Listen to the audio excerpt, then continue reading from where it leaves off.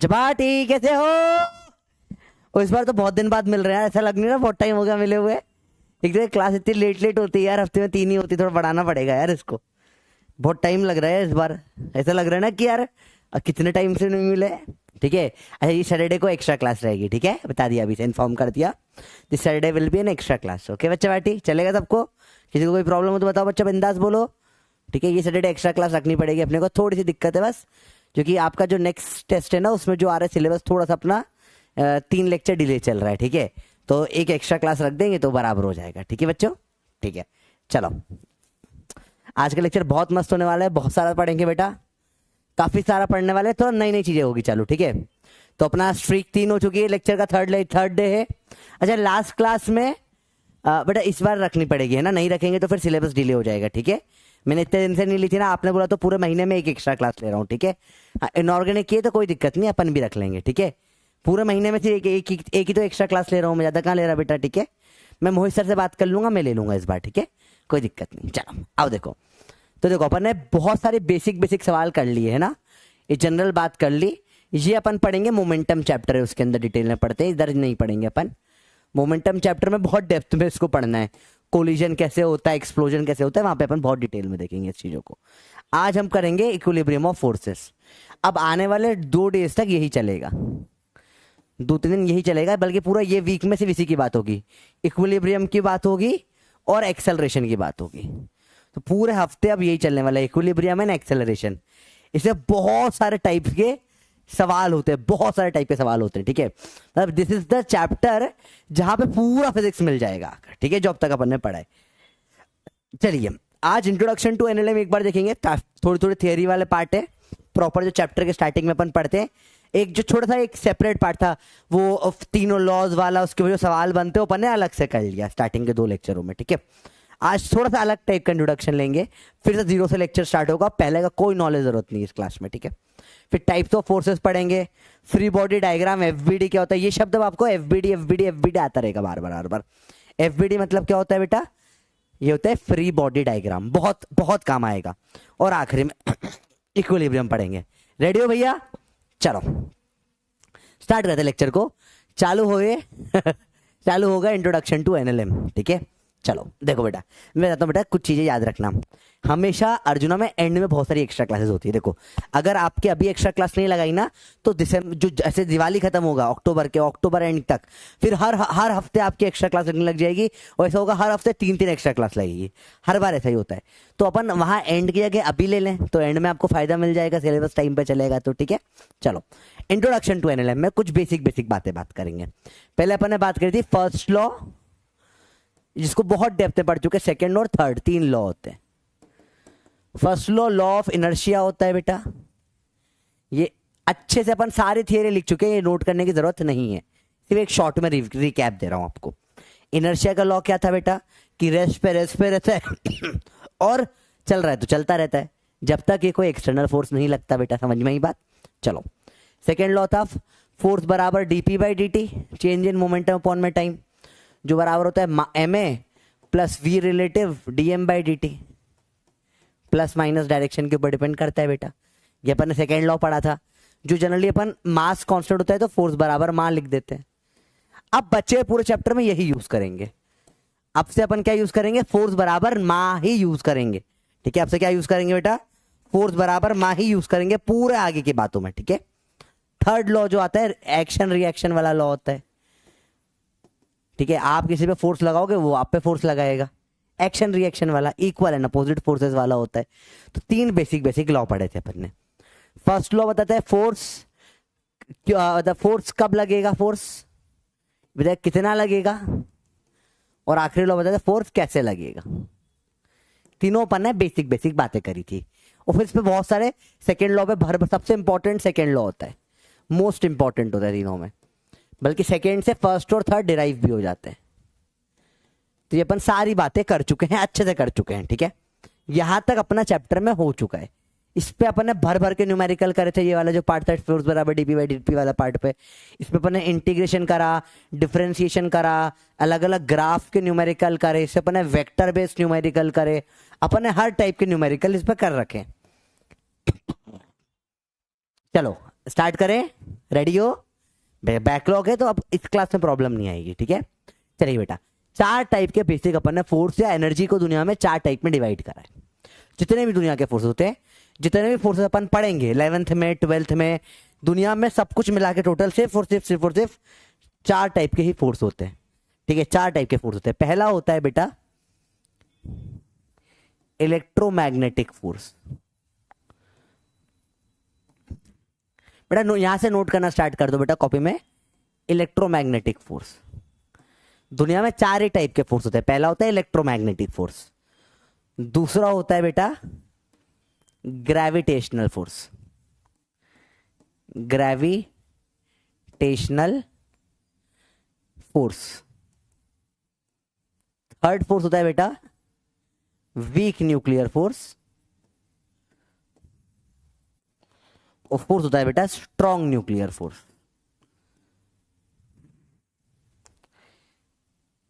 तो दुनिया में सिर्फ 4 ही टाइप के फोर्स होते हैं बेटा। कौन कौन सा 4 टाइप के फोर्स होते हैं?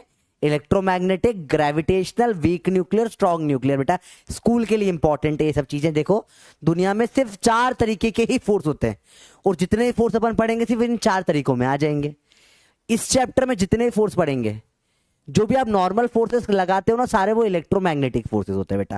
जैसे आप रस्सी पकड़ के खींच रहे हो, टेंशन दे रहे हो, या किसी को भुक्का मार रहे हो, पंच मार रहे हो, या जो फ्रिक्शन लग रहा है, जितने भी नॉर्मल फोर्सेस अपन होते हैं जो इस चैप्टर में पढ़ेंगे, these are all type of electromagnetic force. ये सब क्यों लगते हैं? क्योंकि आपको पता नहीं है, जैसे आप किसी को भी रस्सी को खींच रहे हो, कुछ भी कर रहे हो, तो जब इसको अपन मॉलिक्यूलर लेवल पे देखते हैं, बहुत छोटा करके, वो केमिस्ट्री के पार्ट में घुस जाएंगे, वहां करते हैं तो मालूम पड़ता है सारे फोर्सेस जो लगते हैं ना, वो क्या होता है? Van der Waals force. आपने पढ़ा है केमिस्ट्री में, वॉन डेर वाल फोर्सेस होते हैं, लंदन फोर्सेस होते हैं, फिर डायपोल इंटरेक्शन होता है, हाइड्रोजन बॉन्डिंग होती है। पढ़ा है आपने सब चीजें? ये नहीं पढ़ी अब तक। हाइड्रोजन बॉन्डिंग होती है, और आयनिक बॉन्ड होते हैं, कोवेलेंट बॉन्ड होते हैं, सारे टाइप के बॉन्ड के जो फोर्स होते हैं, उनसे वो सब के सब किस में आते हैं बेटा? इलेक्ट्रोमैग्नेटिक फोर्सेज में। जितने भी टाइप के फोर्सेस आपने आज तक पढ़े हैं, मैक्सिमम 99% फोर्सेस किस में आते हैं बेटा? इलेक्ट्रोमैग्नेटिक फोर्स का पार्ट होता है। क्या बात है बच्चे, समझ में आई बात? जितने भी फोर्सेस आप पढ़े होंगे इस चैप्टर में भी, जो अपन पढ़ेंगे, चाहे टेंशन हो, चाहे फ्रिक्शन हो, अभी अपन पढ़ेंगे सब नॉर्मल हो, रिएक्शन हो, बहुत सारे फोर्स, इस सब के सब क्या होते हैं? इलेक्ट्रोमैग्नेटिक फोर्स होते हैं। केमिस्ट्री में आप जितने भी फोर्सेस पढ़ते हो, बॉन्डेड पढ़ते हो, उन सब में क्या होता है? इलेक्ट्रोमैग्नेटिक फोर्स ही लगता है, ठीक है बेटा। सर ये कैसे होता है? देखो ये बहुत डेप्थ में नहीं पढ़ सकते, पर अपन इसे समझ सकते हैं। फ्रिक्शन का एग्जांपल लो, तो क्या होता है यहाँ पे? फ्रिक्शन क्यों लगता है? क्योंकि सरफेस रफ होती है। अब से कोई भी चीज खींचते हो तो यहाँ पे इनके मॉलिक्यूल्स के अंदर कुछ चार्ज रहता है, हर एक मॉलिक्यूल में कुछ चार्ज होता है, और वो चार्ज का ही कुछ गेम होता है सारे के सारे फोर्सेस में। अब अपन मोटा मोटा हर बार इतने मॉलिक्यूल में जाके तो देख नहीं सकते, तो अपन मान लेते हैं सारे फोर्स किस में जाते हैं? इलेक्ट्रोमैग्नेटिक फोर्सेस में चले जाते हैं। तो आप जितने भी फोर्सेस पढ़ोगे 90% किसके होंगे बेटा? 90% will be electromagnetic force. Gravitation force आपको पता है, जो धरती लगाती है मास के कारण, पूरा चैप्टर है इसके ऊपर, ठीक है। बहुत सिंपल सी बात है, इस चैप्टर में काफी इसकी भी बात होगी। ग्रेविटेशनल फोर्स चारों में सबसे वीकेस्ट फोर्स होता है बेटा, वीकेस्ट फोर्स होता है, ठीक है। अब बात करें वीक न्यूक्लियर फोर्स की। आपने कभी कोई पढ़ा है आज तक? Alpha rays, beta rays, gamma rays निकलती है, आपने कभी कोई ये बातें पढ़ी है? अल्फा बीटा गामा, न्यूक्लियस के अंदर रिएक्शन हो रही है कुछ, या वो रेडियो एक्टिव रिएक्शन होती है, चेरोनोबिल वगैरह में जो होता है, अल्फा बीटा गामा रेस निकलती है। गामा रेस से वो हल्क वल्क बन गया था एवेंजर में, क्या आपने पढ़ा है ऐसी चीजें? तो ऐसे कुछ कुछ। और सेम आपने केमिस्ट्री में भी कुछ पढ़ा होगा, एटॉमिक स्ट्रक्चर चैप्टर के अंदर, वहां इलेक्ट्रॉन्स ऊपर नीचे जाते हैं। क्या कभी पढ़ा है आपने? इलेक्ट्रॉन से ऊपर नीचे जाते हैं अलग अलग ऑर्बिट्स में। जैसे पता है, सेम वे में न्यूक्लियस के अंदर भी, जो न्यूक्लियस होता है ना बेटा अपना, न्यूक्लियस के अंदर भी एनर्जी लेवल्स होते हैं। उसमें इन एनर्जी लेवल में क्या होते हैं? प्रोटॉन और न्यूट्रॉन होते हैं बेटा, और वो जब ऊपर नीचे जाते हैं इसमें, तब वीक न्यूक्लियर फोर्स निकलता है। अल्फा बीटा गामा रेस भी वैसे इसलिए निकलती है इनके कारण ही। अल्फा बीटा तो अलग कारण से निकलती है, और गामा रेस मेनली इसके निकलती है। इसको 12th में आप डिटेल में पढ़ोगे, न्यूक्लियर फिजिक्स पूरा डिटेल में। स्ट्रॉन्ग न्यूक्लियर फोर्स होता है सबसे स्ट्रॉन्गेस्ट फोर्स। चारों में स्ट्रॉन्गेस्ट फोर्स ये जनरली निकलता है फ्यूजन और फिजन के टाइम पे। Nuclear fusion, nuclear fission. Nuclear fusion होता है जो सन में होता है, जिससे आपको ये सन वन जलते हैं। न्यूक्लियर फिजन होता है जो अपना एटम बम बनाते हैं, हिरोशिमा नागासाकी पे जो फोड़ा गया था। तो ये बेसिक सब फोर्स का हल्का सा इंट्रोडक्शन है। इस चैप्टर में मेनली अपन किसकी बात करेंगे? इलेक्ट्रोमैग्नेटिक फोर्सेस की। उसके अंदर भी कुछ स्पेसिफिक टाइप के फोर्सेस अपने को पढ़ने हैं। ये एक इंट्रोडक्शन है, इतने टाइप के फोर्स होते हैं। अब फोर्स दो ही काम कर सकते हैं, या तो पुश या तो पुल। अच्छा बेटा, समझ में आया? नोट कर लिया बेटा? ये नोट कर लिया सबने? नोट किया तो फटाफट से जय पप्पी बोल दो, जय पप्पी। बताओ, जो ग्रेविटेशन के लिए बेटा आपको कांटेक्ट की जरूरत नहीं होती है। इलेक्ट्रोमैग्नेटिक फोर्स जनरली कांटेक्ट वांटेक्ट पे होता है, बहुत सारी चीजें कांटेक्ट से जरूरी नहीं होता, उसके बिना भी हो जाता है। ग्रेविटेशन एक सेपरेट फोर्स है। दुनिया में जितने फोर्स है इनको अपन ने कोशिश करी क्लासिफाई करने की। अच्छा बताए, इससे एक मस्त चीज बताता हूँ हमको, चलो आपके लिए बताता हूँ। एनसीईआरटी में एकदम साइड में लिखी हुई चीज, ये बताए कहाँ है एनसीईआरटी में? किसी को पता है ये एनसीईआरटी में कहाँ दे रखा है? किसी को पता है ये वाला पार्ट? ये आपको इस चैप्टर में नहीं मिलेगा। फर्स्ट चैप्टर है ना एनसीईआरटी का, फिजिकल वर्ल्ड, जो हमेशा छोड़ दिया जाता है, ना स्कूल में पढ़ाते हैं ना यहाँ पढ़ाते हैं, कोचिंग में पढ़ाते हैं। ये उसमें दे रखी चीजें, और उसमें दे रखा है तो सवाल तो आ सकता है। तो मैं उस चैप्टर को क्या करता हूँ, उस चैप्टर में पूरा फिजिक्स का इंट्रोडक्शन है, तो वहां से चीजें, मैंने बोला ना एनसीईआरटी बिल्कुल चार्ट के बैठा है आपका मास्टर, तो वहां से एक एक चीज उठा उठा के जिस भी चैप्टर में रेलेवेंट है वहां मैं डाल देता हूँ, ताकि आपको अलग से परेशानी ना हो। ठीक है, चलो देखो, नहीं बेटा ये अपन पढ़ेंगे किस चीज, ये चैप्टर नंबर 1 फिजिकल वर्ल्ड का पार्ट है। ठीक है चलो इंटरेस्टिंग बात है। अब पुश और पुल का कंसेप्ट क्या होता है? अब देखो, फोर्स से पुश और पुल क्या होता है, इसके ऊपर बहुत सारी थियरीज दी गई है। ठीक है, जनरली पुश और पुल का कंसेप्ट किस तरीके से समझा जाता है, देखना बेटा, बहुत ध्यान से देखना कैसे होता है। इसने ऐसा कंसेप्ट है बेटा, ये इसे क्वांटम कंसेप्ट भी बोलते हैं, क्वांटम थियरी भी बोलते हैं।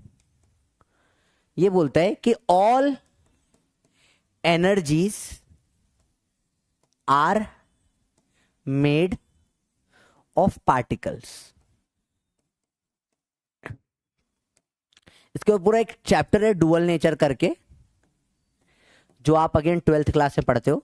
इसे 11th में भी आपने केमिस्ट्री में पढ़ा होगा थोड़ा सा, ये तो शॉर्ट में पढ़ा होगा। ये आपने पढ़ा होगा ना, उसमें प्लैंक कांस्टेंट H वगैरह होता है, एनर्जी बराबर H इंटू फ्रीक्वेंसी वगैरह कुछ पढ़ा होगा हल्का हल्का। लाइट में फोटोन होता है, फोटोन क्या होता है? लाइट का पार्टिकल है, एनर्जी का पार्टिकल है। तो बहुत सारी चीजें आपने इसके बारे में हल्की हल्की पढ़ी होगी।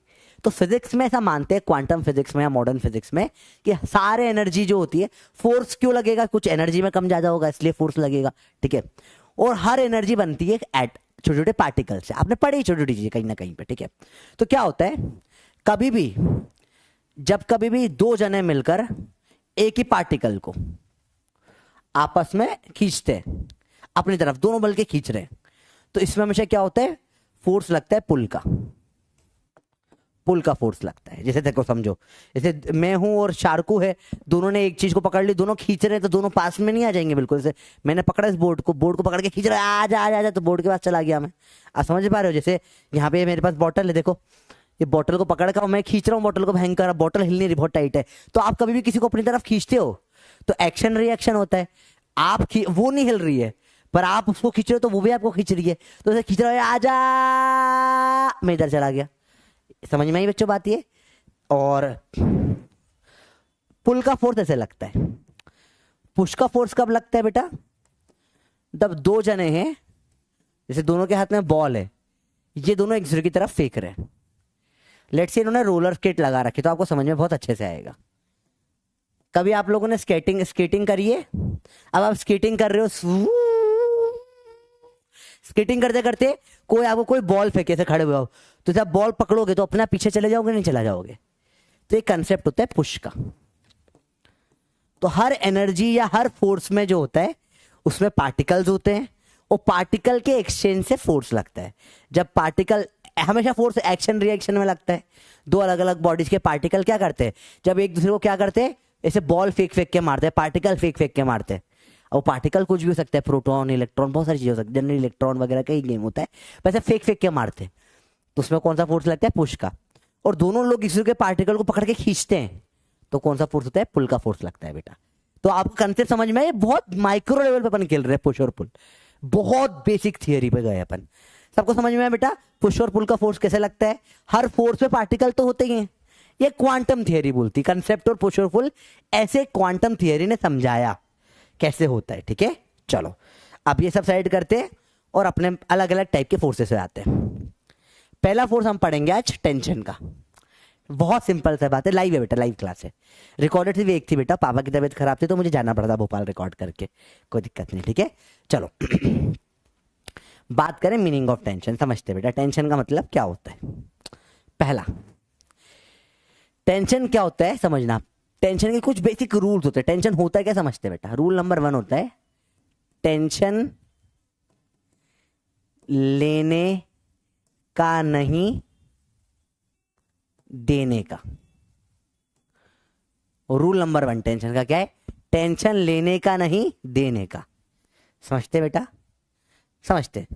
रूल नंबर 2, टेंशन के 2 रूल होते हैं, अभी समझेंगे। धागे में होती है ना टेंशन, कोई भी धागे को खींचते हो, जैसे मेरे राखी का धागा इसे मैं खींच रहा हूं तो स्ट्रेट हो गया, इसमें कुछ टेंशन होगी धागे में। रूल नंबर 2, एक स्ट्रिंग में एक टेंशन कब तक? अगर नो फ्रिक्शन, फ्रिक्शन नहीं है तो। फ्रिक्शनलेस होनी चाहिए। नो फ्रिक्शन से अच्छा शब्द क्या है बेटा? फ्रिक्शनलेस। फ्रिक्शन आ गया तो फिर गेम अलग, पूरा फिर गेम अलग हो जाएगा। तो क्या होता है बेटा? एक स्ट्रिंग में एक टेंशन होती है। दोनों रूल समझो। पहला रूल क्या होता है बेटा? टेंशन लेने का नहीं देने का। दूसरा रूल क्या होता है बेटा? एक स्ट्रिंग में एक टेंशन लगती है। इसको समझने की कोशिश करते हैं, बड़ा आराम से समझ में आ जाएगा, ज्यादा मुश्किल कुछ भी नहीं होगा, बहुत इजीली समझ में आ जाएगा। थर्ड होता है सिंपल सा रूल, इसमें वी कंसीडर, चलो थर्ड रूल की बाद में बात करते हैं, पहले अपन ये 2 रूल से समझने की कोशिश करते हैं टेंशन होता क्या है। ठीक है, समझो। आपके पास जैसे एक यहां पे दीवार है, इससे एक धागा है, धागे को आप पकड़ के खींच रहे हो फोर्स F से। समझो, ऐसे धागे को पकड़ के आप F फोर्स से खींच रहे हो तो धागे में आपको पता है एक टेंशन आ जाएगी। ऐसे देखो, समझो। मैं देखो, जैसे ये मेरा रिमोट है प्ले स्टेशन का, ये रिमोट को लिया मैंने, देखो ये रिमोट मैंने लिया, उसे में से अभी देखो, अभी लूला पोला पड़ा है, इसका कोई टेंशन नहीं है। इसे खींचने लगूंगा, देखो अभी अभी ऐसे लूला पोला पड़ा है, इसको जैसे ही खींचूंगा मैं, देखो स्ट्रेट हो गया। इसके अंदर एक टेंशन, क्या आपको टेंशन फील हो सकती है? देखो अब इसको हिलाओ, ये अपने आपको एक टेंशन फील होने लगेगी इसके अंदर। ये जो फोर्स है जो इस धागे में डेवलप हो गया, इसे क्या बोलते हैं बेटा? टेंशन का फोर्स बोलते हैं। सिंपल है तो मुश्किल नहीं है बेटा। हाँ बेटा, नोट करना है, इसको नोट करिए। अब सब नोट करने वाला पार्ट आएगा। अलग अलग टाइप के फोर्स पढ़ रहे हैं बेटा, ठीक है? बहुत सिंपल कंसेप्ट है, बिल्कुल मुश्किल नहीं है। अलग अलग फोर्स बनते हैं। अब धागे में यहां पे किसी भी पॉइंट पे आप टेंशन निकालोगे तो फोर्स F के बराबर आ जाएगी वो, कहीं भी, क्योंकि हर पॉइंट पे टेंशन बराबर होनी चाहिए। एक धागे में एक ही टेंशन होती है, यहां पे यहां पे यहां पे यहां पे यहां पे, कोई भी पॉइंट पे आप टेंशन निकालोगे, टेंशन क्या आएगी बेटा? T ही आएगी। अलग अलग टेंशन नहीं हो सकती धागे में, हर पॉइंट पे वो T टेंशन रहेगी। समझ में अच्छी बात आई? सिंपल है, मुश्किल नहीं, एकदम ईजी है। ठीक है, एक स्ट्रिंग में एक टेंशन, फ्रिक्शनलेस भी होता है, कॉमा यहां पे लिख लो, मासलेस भी। हाँ, थर्ड पॉइंट है, थर्ड पॉइंट है स्ट्रिंग का, string is assumed to be massless. String is assumed to be massless. ये थर्ड पॉइंट हो जाता है बेटा। अगर मास हो गया तो फिर कैसे करेंगे बेटा? वो सवाल भी आएंगे आगे। स्टार्टिंग में अपन बिल्कुल बेस से स्टार्ट करते हैं। String is assumed to be massless। बच्चा, एक आपको फिजिक्स से बहुत भयंकर डाउट आएगा, जो हर एक बच्चे को आता है जो फिजिक्स पढ़ता है, कि अपन क्या मानते हैं फिजिक्स में? अपन बहुत सारी चीजें मान लेते हैं, अज्यूम कर लेते हैं।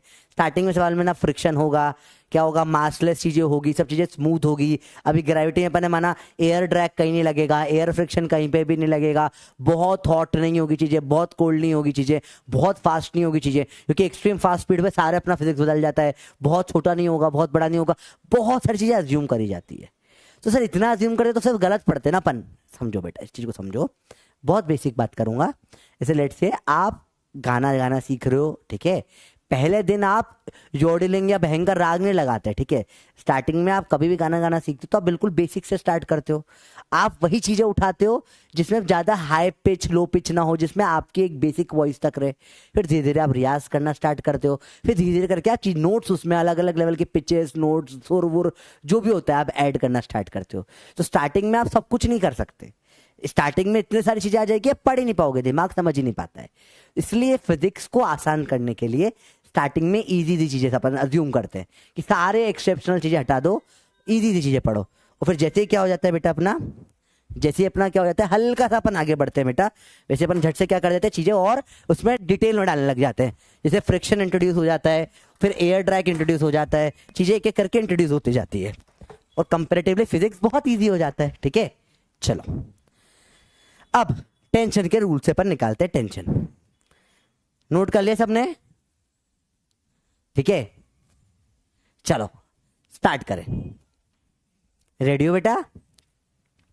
प्लॉट टेंशन, समझो टेंशन कैसे लगाते हैं, इससे बहुत इजी है। रूल नंबर 1, टेंशन लेने का नहीं देने का। देखो तो यहां टेंशन कैसे लगेगी इस धागे में, ये देखो ये छत है, छत है, टेंशन चाहिए नहीं तू ले जा टेंशन, इसके ऊपर टेंशन नीचे लगेगी, ये डब्बे पे धागे में टेंशन ऊपर लगेगी। टेंशन हमेशा देने का, हर कोई टेंशन देना है। ये बोलेगा ये डब्बा बोला भाई तू टेंशन ले जा मेरी, तू धागा है तू भी मेरी टेंशन ले जा। छत बोलेगी तू मेरी टेंशन लेगा, ये डब्बा बोलेगा तू मेरी टेंशन ले जा। सब एक दूसरे को टेंशन हमेशा देते रहेंगे। टेंशन कोई भी अपने पास लेना पसंद नहीं करता, सब बोलेंगे टेंशन ले जा भाई, किसी को टेंशन नहीं चाहिए। इसमें देखो बोला टेंशन लेने का नहीं देने का, लेने का नहीं देने का, लेने का नहीं देने का, लेने का नहीं देने का, लेने का नहीं देने का, लेने का नहीं देने का, सब टेंशन देते रहेंगे। ये इसको बोलेगा भाई तू मेरी टेंशन ले जा, बोलेगा नहीं भाई तू मेरी टेंशन ले जा, नहीं भाई तू मेरी टेंशन ले जा, ना भाई तू मेरी टेंशन ले जा। सब टेंशन दे रहे हैं, सब बोलेंगे क्या, सब क्या बोलेंगे भाई टेंशन लेने का नहीं देने का, सब टेंशन अपने से दूर लगाएंगे, समझो। और प्रैक्टिकली भी आप सोचो, टेंशन आपको अपनी तरफ, जैसे कोई भी धागा, आपने कभी रस्सी पकड़ खेला आज तक? ऐसा होता है रस्सी पकड़ में दो लोग ऐसे आमने सामने खड़े होते हैं, रस्सी पकड़ते हैं, वो खींचते हैं, तो यहाँ पे आप टेंशन एक्चुअली फील कर पाते हो।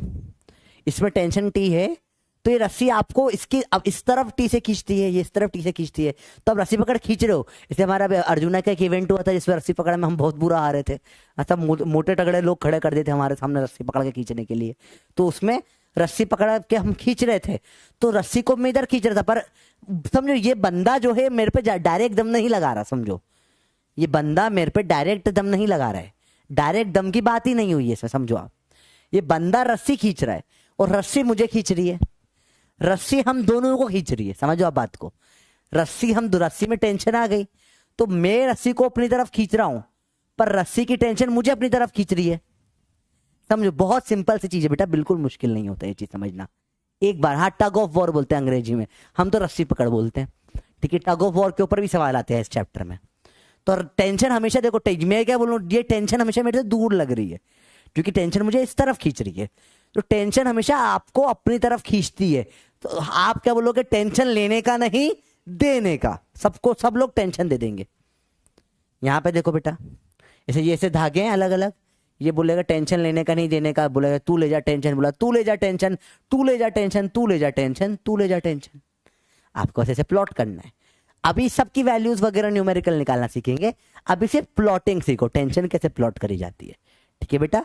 इसमें देखो कैसे होगी, बोला तू ले जा टेंशन, तू ले जा टेंशन, तू ले जा टेंशन, नहीं बोलेगा भाई ले जा टेंशन, तू ले जा टेंशन, लेने का नहीं देने का, लेने का नहीं देने का, लेने का नहीं देने का, लेने का नहीं देने का, लेने का नहीं देने का, सब टेंशन को दूर फेंकना चाहते हैं। टेंशन ऐसा मेरे पास जैसे टेंशन दूर है, टेंशन दूर है, टेंशन दूर है, जितना टेंशन मेरे पास आएगी सब दूर भगा देंगे टेंशन को। टेंशन तुम्हारे जैसा है बेटा, ठीक है। जैसे तुमको जीवन में कभी कोई भी तुम किसी से प्यार करते हो तो भगा देता है, ठीक है, लेने का भग यहाँ से, वैसे ही टेंशन है बेटा। बेचारे से कोई प्यार नहीं करता, कभी भी किसी के पास जाती इतने प्यार से टेंशन गई थी, भैया मैं आपसे पास दोस्ती करूं, भाग यहाँ से, भगा दिया टेंशन को, समझ लो। कोई भी जना टेंशन, इसलिए मैं सिंगल हूं बेटा, मैं हमेशा टेंशनों को भगा देता हूं। आओ पढ़ाई पे ध्यान लगाए। बना क्या है, ये अलग अलग स्ट्रक्चर्स बने बेटा, अलग अलग सेट से, अलग अलग ये डब्बे हैं, डब्बे को धागे से बांध रखा है अपन ने, ठीक है। ये पुलिस बनी हुई है, इसके बारे में आगे बात करेंगे। टेंशन प्लॉटिंग समझ में बेटा, सब टेंशन को दे देंगे हमेशा, टेंशन किसी को पसंद नहीं है। अरे बात समझ में आई? चैप्टर का नाम क्या है भाई? क्या अलग ही लेवल का आदमी चल रहा है बेटा, लॉज ऑफ मोशन चैप्टर चल रहा है, ठीक है। सब लोग बोलेंगे टेंशन लेने का नहीं देने का। क्या बात समझ में आई बता बेटा? इसमें से आप कोई सा भी एक दो आप नोट कर सकते हो, टग ऑफ वॉर चाहे बना लो, इनमें से कोई सा भी एक आध बना लो, एक ये वाला कोई भी एक बना लो, सारे बनाने की जरूरत नहीं है। एनी टू आप यू कैन मेक, ठीक है, आपकी इच्छा से। सब नोट मत करना, आपकी इच्छा हो तो कर लो नोट एनी 3 डायग्राम समझने के लिए, है ना। एक इन दोनों में से कोई भी कर लो, एक टग ऑफ वॉर करो, इनमें से कोई सा भी एक कर लो, इन तीनों चारों में से, आपकी जैसी इच्छा, ठीक है। अब ये क्लास के बाद बना लेना, ठीक है। अपन अगले टाइप के फोर्स पे आते हैं बेटा, मीनिंग ऑफ नॉर्मल। अगला फोर्स है नॉर्मल का फोर्स। समझो, नॉर्मल का फोर्स को अपन बोलते हैं चिपकने का फोर्स, चिपकने का फोर्स, ठीक है। कैसे होता है सारे फोर्स, सबके डेफिनेशन वगैरह अपन लिखेंगे। पहले आप समझो होता क्या है फोर्स नॉर्मल का। समझो, नॉर्मल आपने सबने लगाया बेटा, कभी भी दो लोग जब आपस में चिपकते हैं, जैसे ये एक हाथ है दूसरा हाथ है बेटा, ये आपस में चिपक गए, आप समझो, देखो इसको आपने सिर्फ हल्का सा जैसे जैसे अभी हवा में इनमें कोई फोर्स महसूस नहीं हो रहा, जैसे आपने दोनों को टच करा, हाय कुछ महसूस हुआ, कुछ फोर्स महसूस हुआ होगा यहाँ पे आपको, इस हाथ का इस हाथ पे, इस हाथ का इस हाथ पे कुछ फोर्स लगा, और जितना चिपकते जाओगे दम लग चिपको। जैसे हाथ ट्राई करो, आप फोन हाथ में नहीं पकड़ो, फोन सामने रखो, लैपटॉप में देख रहे हो, ऐसे हाथ को से दबा के चिपकाओ चिपकाओ, जितना आप चिपकने की कोशिश कर रहे हो इतना आपको फोर्स फील हो रहा है नहीं हो रहा। ये चिपकने का फोर्स जो है, ये टेंशन तो नहीं है, कोई धागा नहीं खींच रहे हैं यहाँ ये जो फोर्स है, इस फोर्स को क्या बोलते हैं बेटा? चिपकने का फोर्स बोलते हैं। कॉन्टैक्ट फोर्स अलग होता है बेटा, कॉन्टैक्ट फोर्स और डिफरेंस फोर्स, उसके बारे में बात करेंगे, ठीक है। ये चिपकने का फोर्स है, चिपकने का फोर्स है, इसे बोलते हैं नॉर्मल। कॉन्टैक्ट फोर्स नहीं, कॉन्टैक्ट फोर्स है डिफरेंस फोर्स, उसके बारे में बात करेंगे, ठीक है। इसे क्या बोलते हैं बेटा? मैं बता रहा हूं, ये बता, ये बहुत सारे लोग गलती करते हैं बेटा। स्कूल में पढ़ाएगा किसी ने आपको ये चीज गलत पढ़ाया है ना। Normal is not contact force, normal is a type of contact force. बात करेंगे, लैंग्वेज में फंस जाओगे, अभी जो पढ़ा रहा हूं वैसा पढ़ो, है ना, वरना कंफ्यूज हो जाओगे आगे जाके, ठीक है। ये देखो चिपकने का फोर्स, इनफैक्ट आप कहीं पे भी किसी से भी चिपको, दीवार से चिपक जाओ जाके आप, ठीक है। दीवार से, जैसे दीवार मेरे को यहाँ नहीं है, जैसे बोर्ड में जाके चिपक गया, बोर्ड पे चिपक गया, जैसे छुआ बोर्ड को, एक फोर्स लगा होगा।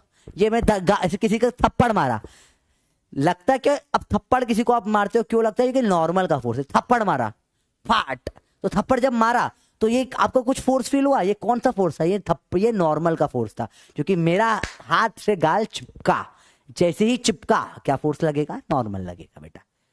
बेटा बात समझ में आई? सिंपल है। अरे बोलो बात समझ में? बहुत बेसिक बेसिक बात होती है इसमें, ठीक है। तो देखो समझो ये बात, मैंने बोला यहां पर धरती माता, धरती माता पे हमारा बोझ है एक, ये बबलू, बबलू है स्क्वायर शेप का बच्चा है ये, अरे स्क्वायर शेप का बबलू है। क्या ये धरती माता से चिपक रहा है? देखो ध्यान से देखो, धरती माता से चिपक के बैठा है बबलू, चिपका हुआ है। जैसे ही चिपका हुआ है तो यहाँ पे नॉर्मल लगना चाहिए। कोई भी दो बॉडी चिपकती है तो नॉर्मल उनमें लगता है, तो यहाँ नॉर्मल क्या लगेगा? एक, हमेशा फोर्सेस पेयर में लगते हैं बेटा, नॉर्मल हमेशा पेयर में लगेगा। इसके ऊपर तो जैसे ये चिपकेगा, अर्थ नॉर्मल लगाएगी ब्लॉक पर, और ब्लॉक नॉर्मल लगाएगा अर्थ पर। बात समझ में आई बेटा? अब मैं कभी भी अपना फोर्स खुद पे नहीं लगा सकता, आपको ये बात सिखा चुका हूं मैं थर्ड लॉ में। आप खुद अपने आप पे फोर्स नहीं लगा सकते, आप दूसरे में फोर्स लगा सकते हो, वो आप पे फोर्स लगाता है। हमेशा फोर्सेस पेयर में लगते हैं, ठीक है। तो ब्लॉक नॉर्मल लगाएगा अर्थ पे, अर्थ नॉर्मल लगाएगी ब्लॉक पे। क्या बात समझ में आई बेटा? ठीक है, नॉर्मल की दो बातें। पहला पॉइंट है, it is always perpendicular to surface in contact. जो सरफेस कॉन्टैक्ट में होती है, जैसे देखो मैंने बोला यहां पर ऐसा ब्लॉक है और यहां पे इसके साइड में एक और ब्लॉक है, ठीक है। तो इस एक नॉर्मल, इन दोनों का नॉर्मल ऐसे लगेगा, ये बड़ा डब्बा इस पे इधर लगाएगा, छोटा डब्बा बड़े पे इतना लगाएगा, इक्वल एंड अपोजिट, हमेशा परपेंडिकुलर लगेगा। देखो ये ऐसे चिपके हुए हैं, देखो परपेंडिकुलर लगा हमेशा। या ऐसा ले लो आप, सपोज यहाँ पे एक ऐसा डब्बा है और यहाँ से गोल डब्बा है, गोल डब्बा रख दिया ऐसे चिपका के मैंने, तो इसके ऊपर ये परपेंडिकुलर नॉर्मल लगाएगा, इसके ऊपर ये परपेंडिकुलर नॉर्मल लगाएगा, गोल लगाएगा स्क्वायर पे, स्क्वायर लगाएगा गोल पे, इक्वल एंड अपोजिट होंगे हमेशा, ठीक है। if if if two bodies touch only at one point, then normal must be taken as normal x and normal y। इसका मतलब समझते हैं बेटा, ये ऐसा सवाल है कि दो ऐसे डब्बे हैं जो सिर्फ एक पॉइंट पे टच हो रहे हैं बेटा, तो यहां पे नॉर्मल कैसे निकालोगे, तो ये बहुत दिक्कत हो जाती है निकालने में। देखो क्यों, क्योंकि यहां पे कोई परपेंडिकुलर डायरेक्शन पता ही नहीं है आपको नॉर्मल का। परपेंडिकुलर बनाने के लिए एक लाइन तो चाहिए होती है, जिसमें लाइन थी परपेंडिकुलर बना ली, इसमें ऐसे नहीं कर सकते ना क्योंकि कोई परपेंडिकुलर नहीं है। तो आपको सब मानना पड़ेगा यहाँ पे नॉर्मल y में और x में दोनों पे एक पे ये लगा रहा है, और दूसरा वाला इधर नॉर्मल x में और नॉर्मल y में लगा रहा है। आपको दोनों डायरेक्शन में मानना पड़ेगा बेटा, और फिर सॉल्व करना होगा। This is again very rare, इसके ऊपर बहुत रेयर है, ओनली फॉर जेई। इसमें मतलब इस पे बहुत योद्धा लेवल चला जाएगा, बहुत रेयर है, पर कंसेप्ट समझ में आना चाहिए आपको। सवाल बहुत रेयर आते हैं इसके ऊपर, आज तक नीट में इस पे सवाल नहीं आया बेटा। पर सवाल नहीं आते इसका मतलब नहीं कंसेप्ट नहीं पता होना चाहिए। थ्योरेटिकल स्टेटमेंट टाइप फंसा सकता हूं मैं, न्यूमेरिकल भले से नहीं दूंगा, पर क्या सवाल आ जाएगा बेटा। देखो अब देखो दो जने जो हैं सीधे पॉइंट पे टच कर रहे हैं, ठीक है। अब नॉर्मल आपको मानना पड़ेगा एक्स में भी होगा वाई में भी होगा, क्योंकि आप परपेंडिकुलर नहीं बना सकते ना इस केस में। और थर्ड पॉइंट है बेटा, थर्ड पॉइंट है ऑन लूजिंग कॉन्टैक्ट नॉर्मल हो जाएगा 0। जब चिपका ही नहीं तो नॉर्मल आएगा ही नहीं, चिपकने के लिए लगता है नॉर्मल बेटा, ठीक है। चलिए फोर्थ पॉइंट है इसमें, फ्रिक्शन इज, फोर्थ पॉइंट है जिसको अभी आगे और समझेंगे। Friction is always proportional to normal. समझते हैं बेटा, देखो देखो बेटा, नॉर्मल है चिपकने का फोर्स। इसको आपको समझाने के लिए मैं एक बुक का एग्जांपल समझाता हूँ बेटा। देखो देखो समझो, जैसे बुक है, बुक के ऊपर लेट से मैंने ये पेन रख दिया, ठीक है। अभी देखो, अभी अभी बुक के ऊपर पेन सबको दिख रहा है बेटा, बुक के ऊपर पेन दिख रहा है। अभी इसमें कुछ फ्रिक्शन लग रहा होगा, ठीक है। अभी इसको इधर खींचना, मैंने खींच लिया, फ्रिक्शन से लड़ लिया। अब इसे चिपका दो भयंकर, ऐसा डब्बा चिपका दो। अब आगे धक्का दो, अब खींचने, अब इसको खींचने में ज्यादा दम लगाना पड़ रहा है, नहीं लगाना पड़ रहा। तो आपने ऊपर धक्का करके क्या करा, चिपकने का फोर्स नॉर्मल बढ़ा दिया। जितना नॉर्मल आप बढ़ा दोगे ना, उतना फ्रिक्शन भी बढ़ जाता है किसी के ऊपर। Normal is, friction is proportional to normal, समझो आप। बहुत सिंपल सी बात है बेटा, देखो समझो। एक नॉर्मल एक सपोज गद्दा पे बैठे हुए हो आप, ये गद्दा है खाली, ये गद्दा, उसे बताओ, अलमारी जो होती है, समझो अलमारी जो होती है, उसे खाली अलमारी को हिलाना आसान होता है, अलमारी भरी हुई हिलाने में हालत खराब हो जाती है। क्यों होता है ऐसा, समझो समझो इस चीज को, बहुत बेसिक से समझो बेटा। अरे बोलो भैया, देखो इस चीज को देखो, इस चीज को देखो बेटा, समझो इस चीज को, बहुत इंपॉर्टेंट है। खाली अलमारी में क्या होता है, नॉर्मल कम लगता है, ठीक है। जब भरी हुई अलमारी, उसका जमीन पर फोर्स नॉर्मल ज्यादा हो जाता है, ज्यादा दम लगता है, वेट बढ़ जाता है, नॉर्मल बढ़ जाता है, तो उसे खींचने में हालत खराब हो जाएगी आपकी, क्योंकि नॉर्मल बढ़ गया तो फ्रिक्शन भी बढ़ जाता है बेटा, ठीक है। तो 4 बेसिक पॉइंट है, बाकी चिपकने का फोर्स होता है नॉर्मल, ठीक है। और नॉर्मल लगाना सीखें बेटा, ये नोट कर लिया है, इंपॉर्टेंट ऐसे नोट करना। नोट करा तो लिख दो जय पप्पी, लिखो जय पप्पी। जल्दी बताइए बेटा। हाँ बेटा, नहीं रिएक्शन फोर्स अलग होता है, मैं नॉर्मल फोर्स अलग है, रिएक्शन कॉन्टैक्ट फोर्स अलग है। अभी जस्ट थोड़ी देर में बताऊंगा वो सब भी क्या होते हैं बेटा। ये बहुत कंफ्यूजिंग टॉपिक हो जाते हैं इन सब में। एक्चुअली लोगों को, बहुत सारे लोगों को सच में डिफरेंस नहीं पता होता इनके बीच का, तो बच्चों को बहुत कंफ्यूज कर देते हैं वो। तो आपको मैं बहुत प्यार से इजीली समझाऊंगा बेटा, ठीक है। सिंपल सिंपल तरीके से पढ़ेंगे।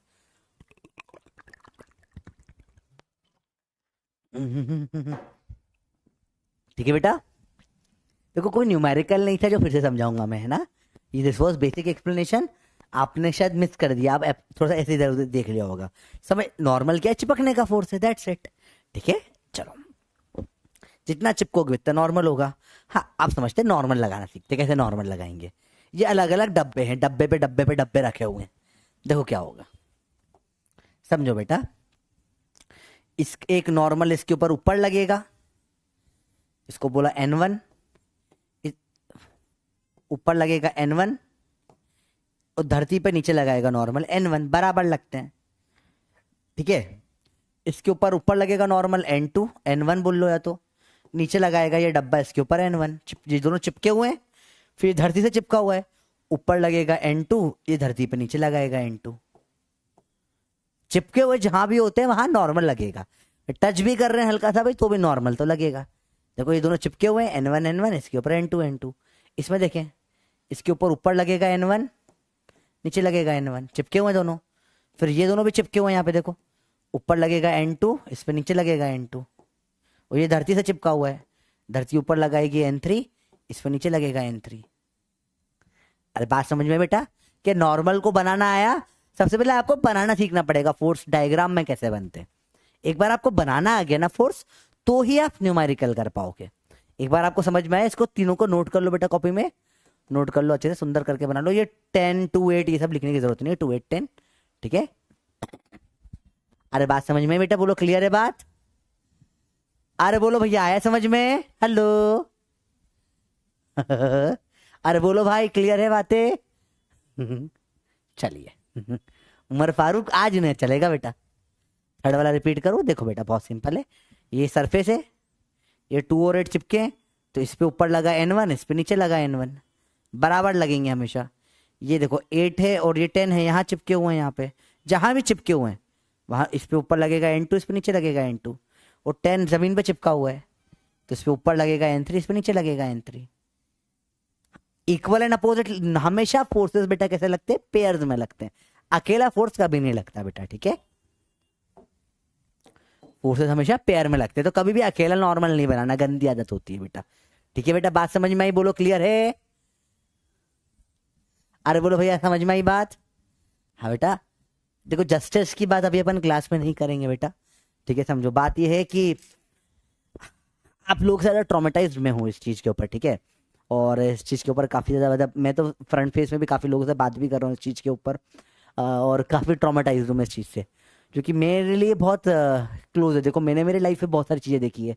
मेरे कॉलेज टाइम पे मेरे सीनियर का मेरे सामने सर फूट गया था, कोमा में चला गया था बंदा, वो हॉस्पिटल में, और हमने तो खुद ने वायलेंस फेस करा है हॉस्पिटल में, हमने भी फेस करा है वायलेंस, एक्चुअली फेस करा है, ठीक है।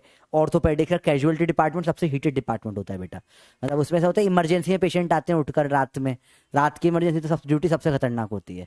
अब ऐसा होता है हालत खराब है पेशेंट की, सबको नहीं बचा सकते यार आप। अब ऐसे एक्सीडेंट में आ गया है, पूरा पैर कटा हुआ है, कुछ तो ऐसे ऐसे केसेस मैंने देखे, आपको बताऊंगा, आप फोन पे उल्टी कर दोगे, देख ही नहीं पाओगे, सुन भी नहीं पाओगे। तो अब पेशेंट नहीं बचा पाए आप, तो रिलेटिव सारा ब्लेम आपको डाल देते हैं कि यार ये जो है सेफ्टी नहीं होती।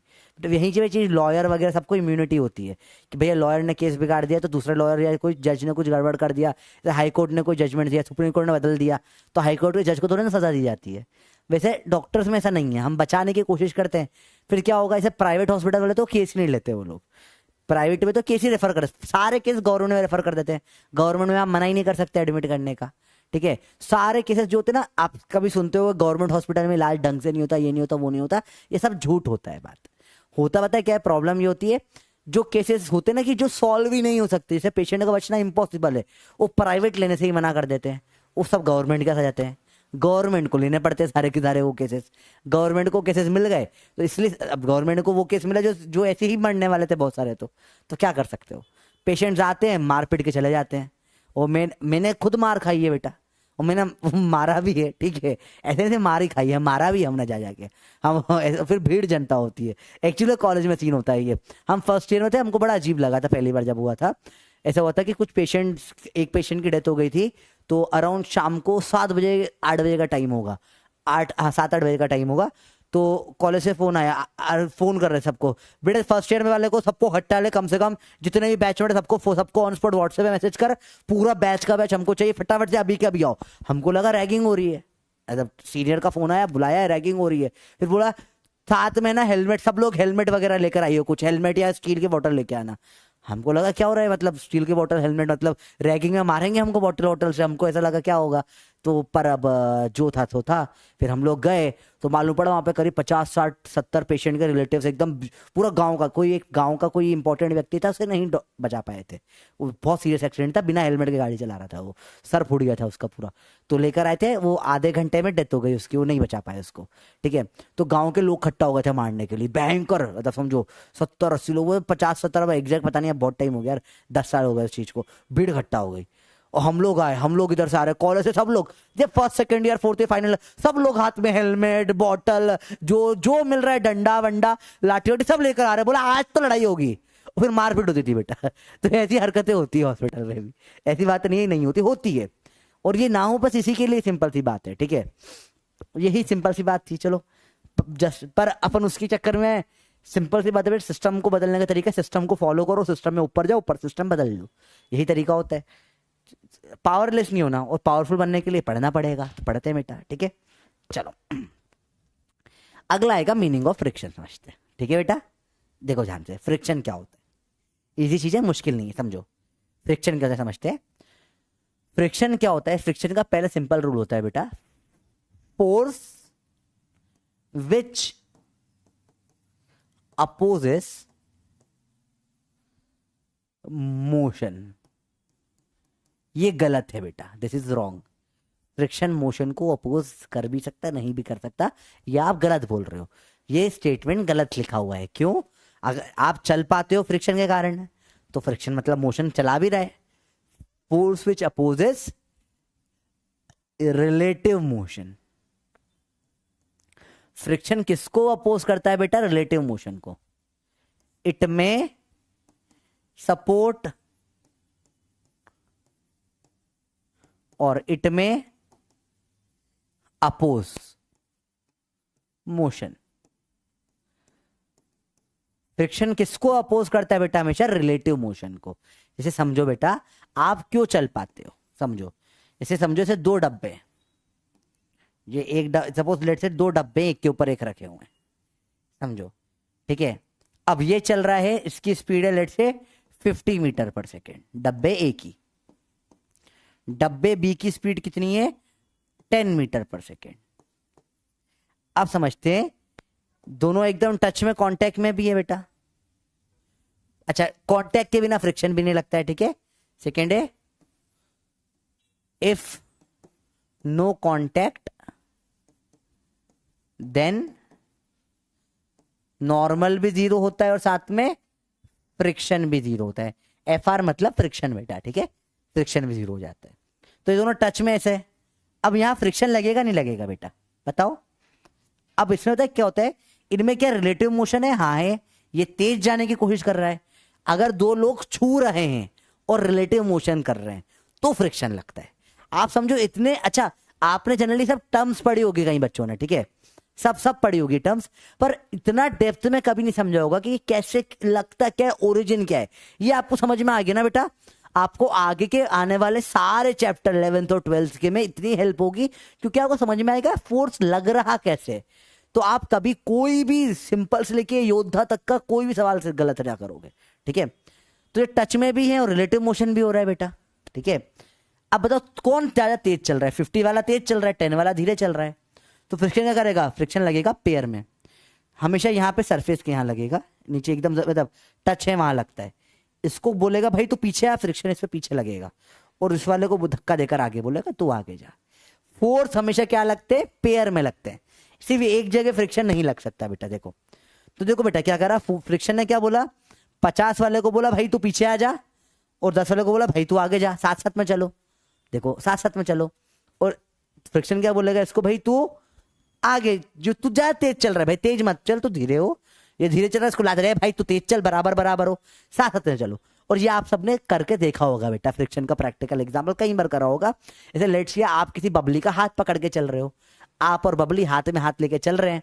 अब जनरली क्या है, बबलू तेज चलते हैं, बबली धीरे चलती है। अब तुम्हें क्या लगता है, फ्रिक्शन लगता है। बबलू को स्पीड स्लो करनी पड़ती है, बबली को थोड़ी तेज करनी पड़ती है। बबलू तेज चल रहा है, फ्रिक्शन बोलेगा पीछे आया बबलू, साथ में चल। बबली धीरे चली, बबली को क्या बोलेगा, बबली थोड़ा तेज चल। फिर साथ साथ में चलोगे आप। जब साथ में चलोगे फ्रिक्शन जीरो लगेगा बेटा। देखो अब इसमें ऊपर वाले में देखो, इसमें मोशन को क्या करा, अपोज करा। ये में इसमें क्या हुआ, मोशन का अपोज हुआ है। वहीं बी को देखो लात मार के धक्का दिया, इससे मोशन को क्या करा है, सपोर्ट करा है। तो फ्रिक्शन मोशन को अपोज भी कर सकता है बेटा और सपोर्ट भी कर सकता है, पर रिलेटिव को हमेशा अपोज करेगा। जो तेज जा रहा है उसको बोलेगा धीरे आ, जो धीरे आ रहा है उसको बोलेगा तेज जा। समझ रहे हो बात को?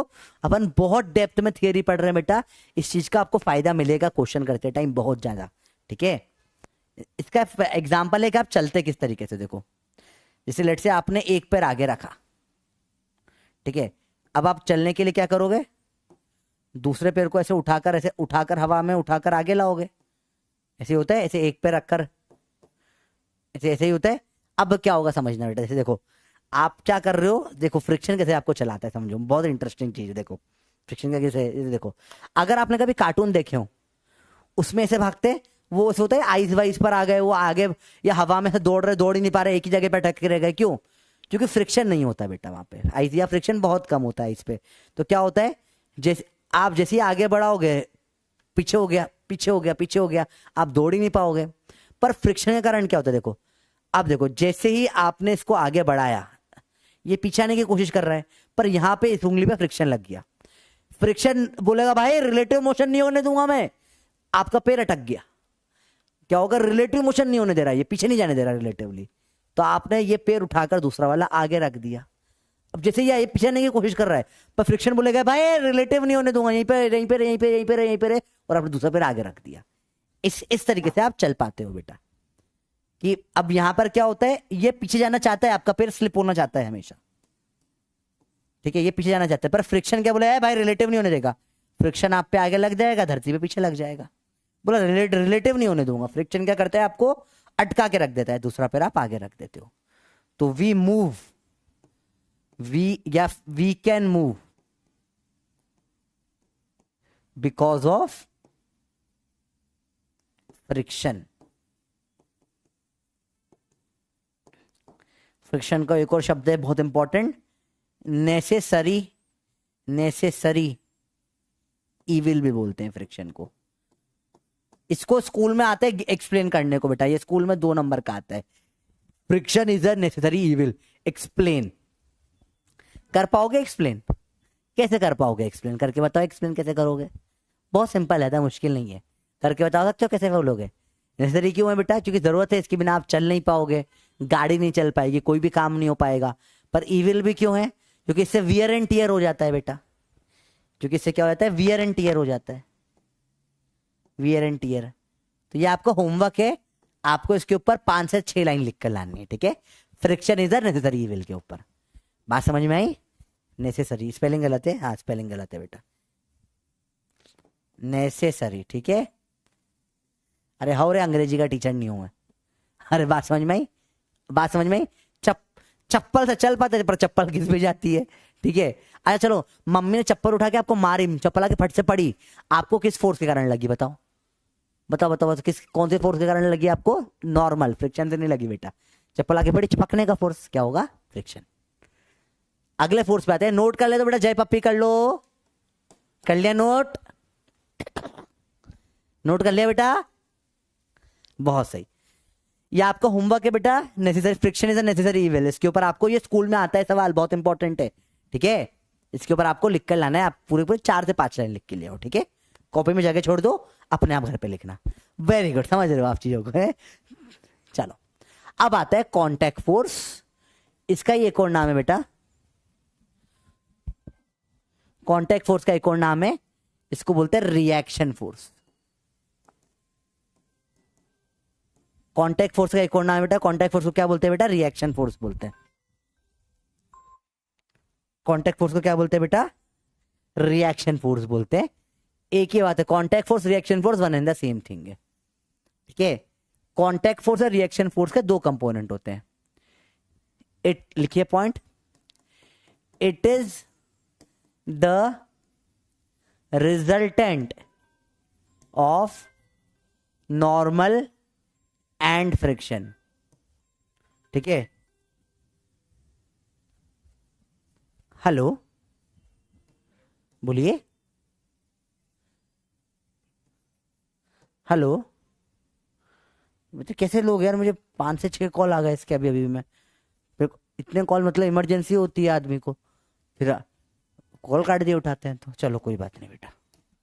देखो बेटा, it is the resultant of normal and friction force, इसे बोलते हैं रिएक्शन फोर्स। डिफरेंस समझ में आया बेटा? देखो, आप किसी को इधर फोर्स एफ से खींच रहे हो जमीन पर, 2 फोर्सेस लगेंगे, एक तो ऊपर नॉर्मल लगेगा और एक पीछे पीछे कौन सा फोर्स लगेगा बेटा? फ्रिक्शन लगेगा। नॉर्मल और फ्रिक्शन को मिलाकर जो फोर्स बनता है बेटा, इसको रिएक्शन या फिर कांटेक्ट फोर्स बोलते हैं। ठीक है, रिएक्शन फोर्स या फिर कांटेक्ट फोर्स। तो कांटेक्ट में कारण 2 फोर्सेस बनते हैं, एक नॉर्मल बनता है और एक फ्रिक्शन बनता है। ठीक है, दोनों का रिजल्टेंट जब होगा, दोनों का जब रिजल्टेंट होता है, इसको बोलते हैं रिएक्शन या कांटेक्ट फोर्स बेटा। अरे बात समझ में आई बेटा? बताइए, अरे बोलो भैया बताओ, क्लियर हुआ ये बात? इन दोनों को मिल, क्योंकि दोनों कांटेक्ट के कारण है। Second point, only when friction is 0 normal is equal to reaction या कांटेक्ट फोर्स। तो ये बहुत सारे बच्चों को स्कूल में, कई जगहों पर, दूसरे टीचर को, कई सारे लोग यहाँ गलती करके पढ़ा देते हैं इस जगह पर। मैंने देखा है लोगों को, कई पुराने टीचर को गलती करते हुए देखा है, बहुत वो बोलते हैं रिएक्शन नॉर्मल कांटेक्ट सब एक ही चीज होती है। नहीं बेटा, नॉर्मल बराबर रिएक्शन तब होता है जब फ्रिक्शन 0 हो। मतलब मैं अगर नॉर्मल किसी डब्बे को यहां रख दूं, फोर्स लगा ही नहीं रहा, फ्रिक्शन लग नहीं रहा है, तो इसमें नॉर्मल, रिएक्शन, कांटेक्ट एक ही बात है, रिएक्शन कांटेक्ट सब सेम होगा। फ्रिक्शन लग गया फिर अलग अलग हो जाता है बेटा। ठीक है, फ्रिक्शन लगा तो फिर फ्रिक्शन और नॉर्मल को जोड़ना पड़ेगा। ठीक है, तो जनरली इसका फॉर्मूला था देखो इसका फॉर्मूला क्या बनता है? Reactant is equal to underscore में नॉर्मल का स्क्वायर प्लस फ्रिक्शन का स्क्वायर होता है बेटा। बात समझ में आई? ये ऊपर एंगल बनता है फाई, फाई को बोलते हैं बेटा angle of friction, angle of friction. याद रखना बेटा, ये वर्टिकल से बनता है। कहां से बनता है? वर्टिकल से। और tan फाई की वैल्यू क्या होती है बेटा? tan फाई की वैल्यू क्या होती है? ये हो जाएगी इसका परपेंडिकुलर, इसका tan में हमेशा अपोजिट वाला लगता है, फ्रिक्शन अपॉन में नॉर्मल, फ्रिक्शन अपॉन में नॉर्मल। इसे क्या बोलते हैं बेटा? Angle of friction. यह आ गया आपका थर्ड पॉइंट है, यह आ गया आपका फोर्थ पॉइंट है। ठीक है, फिफ्थ और आखिरी पॉइंट है इसका कांटेक्ट फोर्स का बेटा, cone of friction. Cone of friction, तो बेटा जी अपन ने यहां पर नेट, यहां पर रिएक्टेंट फोर्स कांटेक्ट फोर्स बना, ऊपर नॉर्मल, इधर फ्रिक्शन। ये जो एंगल ऑफ फ्रिक्शन बना ना अपना, एंगल ऑफ फ्रिक्शन फाई, इसको पूरा से 3D में ऐसा पूरा गोल घुमा दो, रटा के ऐसा गोल घुमा दो, तो ये कोन बन जाएगा। इस कोन, ये क्या आपको कोन बनते हुए दिख रहा है बेटा? ये कोन दिखा बनते हुए आपको? ये जो आपका ऐसा बना ना, ये एंगल नॉर्मल रिएक्शन का, इस रिएक्शन को ऐसा पूरा गोल घुमा दो, ऐसा घूम, ये कोन दिख गया बनता हुआ, कोन ऐसा गोल गोल कोन बन रहा है, देखो कोन बना। इस कोन को बोलते हैं कोन ऑफ फ्रिक्शन। तो ये 5 बिल्कुल बेसिक पॉइंट हो गए कांटेक्ट फोर्स के। बोलो नोट कर लिया बेटा? इसको नोट कर लो बेटा, बहुत बेसिक बेसिक चीजें, ये टर्मिनोलॉजी है बेटा। सर ये यही एंगल ऑफ फ्रिक्शन क्यों? जिसने बनाया उसने बनाया बेटा, इसमें मैं कुछ बोल नहीं सकता। जिसे ये बनाया है, बताया है आपको, जिसने पहली बार फ्रिक्शन बनाया होगा, सर यही एंगल क्यों लिया, ये वाला क्यों नहीं लिया? अब जिसने बनाया उसकी मर्जी, अपन क्या कर सकते हैं भाई? ठीक है, what can we do about it? ठीक है, जिसने बनाया उसकी मर्जी, आप और मैं कुछ नहीं कर सकते। आप पहले पैदा हो जाते न्यूटन के, आप बना देते तो आप अपना नाम डाल देते। ठीक है, आप, सिंपल सी बात है बेटा। ठीक है, नॉर्मल नीचे क्यों? बट नीचे भी आएगा ना बेटा, बिल्कुल आएगा। इस पे ऊपर आएगा, जमीन पे नीचे भी आएगा। मैं अभी सिर्फ ब्लॉक की बात कर रहा हूं, ठीक है, मैं सबकी बात कर ही नहीं रहा हूं, मैं सिर्फ ब्लॉक का देख रहा था, ठीक है, मैं सबकी बात नहीं कर रहा था। ऐसे देखो, इस पे फ्रिक्शन पीछे लगा तो इस जमीन पे आगे भी लगेगा, इस पे नॉर्मल ऊपर लगा तो जमीन पे नीचे भी लगेगा, इस पे इधर रिएक्शन लगा तो जमीन पे भी रिएक्शन इधर लगेगा, वो सब साथ साथ में पैरेलल चलेगा, इक्वल अपोजिट, ठीक है, हमेशा लगेगा, ठीक है। मैं ब्लॉक कर देता हूँ बच्चों को, ब्लॉक्ड, ठीक है। चलिए बच्चों, क्लियर है बात। पॉइंट नंबर 5, बेटा देखो, आपको एंगल ये समझ में आई, एंगल ऑफ फ्रिक्शन है, इसको लेके इसे गोल घुमा दिया आपने, देखो इसको लेकर आपने गोल घुमा गया, इसे 3D शेप में नहीं होगा ना, कोन की होगा, देखिए जरा कोन वोन है क्या, नहीं होगा। इसे देखो बहुत सिंपल सी बात है बेटा, आप किसी कोन कैसे बनता है, कोन पता है क्या होता है आपको, कोन पता ही नहीं पता, ऐसे एक पॉइंट पे ऐसे निकलता है, इसको पूरे में गोल घुमा दिया आपने, ऐसा कौन बन जाएगा। अरे वो बर्थडे वाली टोपी नहीं होती, बर्थडे वाली टोपी नहीं होती, भी मेरे पास कुछ कोन वोन टाइप है क्या दिखाने के लिए, कुछ पेज वेज टाइप हो, हाँ टिश्यू पेपर से बना के दिखा सकता हूँ मैं आपको, रुको टिश्यू पड़े हैं मेरे पास में। यार कोन आपने नहीं देखा आज तक कभी, तो बड़ी अजीब, वो बर्थडे वाली हैट नहीं होती कोन जैसी, देखो बताता हूँ, मैं कोशिश करता हूँ बनाने की, इसमें बहुत एक्सपर्ट नहीं हूँ ये चीज़ों को बनाने में। ऐसा बनता है, देखो ऐसा होता है कुछ कोन, ऐसे सर्कल, देखो यहाँ ऐसा होता है ये कोन, अगर आप थोड़ा समझ पाओ तो ऐसी शेप होती है ऐसे, तो बर्थडे वाली हैट नहीं होती, बस ये जो होगा ये एकदम स्ट्रेट होना चाहिए, ये थोड़ा सा टेढ़ा टाइप है, पर ऐसा कुछ होता है। देखो सेम ये जो एंगल है, एंगल इसको लेके से गोल घुमा दिया पूरा, तो ये कोन बन जाएगा, इस कोन को कोन ऑफ फ्रिक्शन बोलते हैं, इसका कोई काम नहीं आता बेटा, ये दिस इज यूजलेस, इसका कोई यूज ही नहीं है, दिस इज यूजलेस। फिर क्यों पढ़ा, क्योंकि पढ़ना पड़ रहा है, मुझे पढ़ाना पड़ रहा है, इसका कोई जीवन में काम नहीं पड़ने वाला आपको। एक ही सवाल आ सकता है, कोन ऑफ फ्रिक्शन क्या हो सकता है, उस स्कूल में वाइवा में पूछ सकते हैं उठकर, वाइवा में पूछ लिया मास्टर ने कोन ऑफ फ्रिक्शन क्या होता है, तो पढ़ाना पड़ेगा कि भैया ये जो एंगल ऑफ फ्रिक्शन होता है इसको गोल घुमा देते हैं तो कोन ऑफ फ्रिक्शन बन जाता है, ठीक है बेटा बात, ओके। चलिए चलो, ये आपके सब बेसिक टाइप के फोर्सेस खत्म हो गए बेटा, कौन जो आप ये these are all electromagnetic force के टाइप है, ये और भी होते हैं बहुत सारे इलेक्ट्रोमैग्नेटिक फोर्स, इस सब के सब जो भी अपन ने पढ़े सारे कौन से फोर्स है, इलेक्ट्रोमैग्नेटिक फोर्स है बेटा। अपन ने पढ़ा क्या, पहले टेंशन, फिर अपन ने पढ़ा नॉर्मल, अपन ने पढ़ा फ्रिक्शन, फिर इन दोनों से मिलके बनता है कौन सा, रिएक्शन या कांटेक्ट। ये सारे फोर्सेस किसके टाइप के फोर्स होते हैं बेटा, इलेक्ट्रोमैग्नेटिक फोर्स के टाइप होते हैं। 4 टाइप के फोर्स पढ़े थे अपन ने, सब फोर्सेस 4 में ही आते हैं, ये चारों किस में आते हैं, इलेक्ट्रोमैग्नेटिक, बल्कि और बहुत सारे इलेक्ट्रोमैग्नेटिक फोर्स अपन पढ़ेंगे इस चैप्टर आगे जाते जाते हैं, ठीक है, सिंपल सी बात है बेटा। अच्छा अगला एक अपने को पढ़ना है थोड़ा सा ग्रेविटेशन फोर्स, बेटा नोट करें कॉपी में, ग्रेविटेशन फोर्स। देखो बेटा, अगर कोई भी ऐसे ये यहां पर है, अपन हमेशा अपन अज्यूम करते हैं that in this chapter,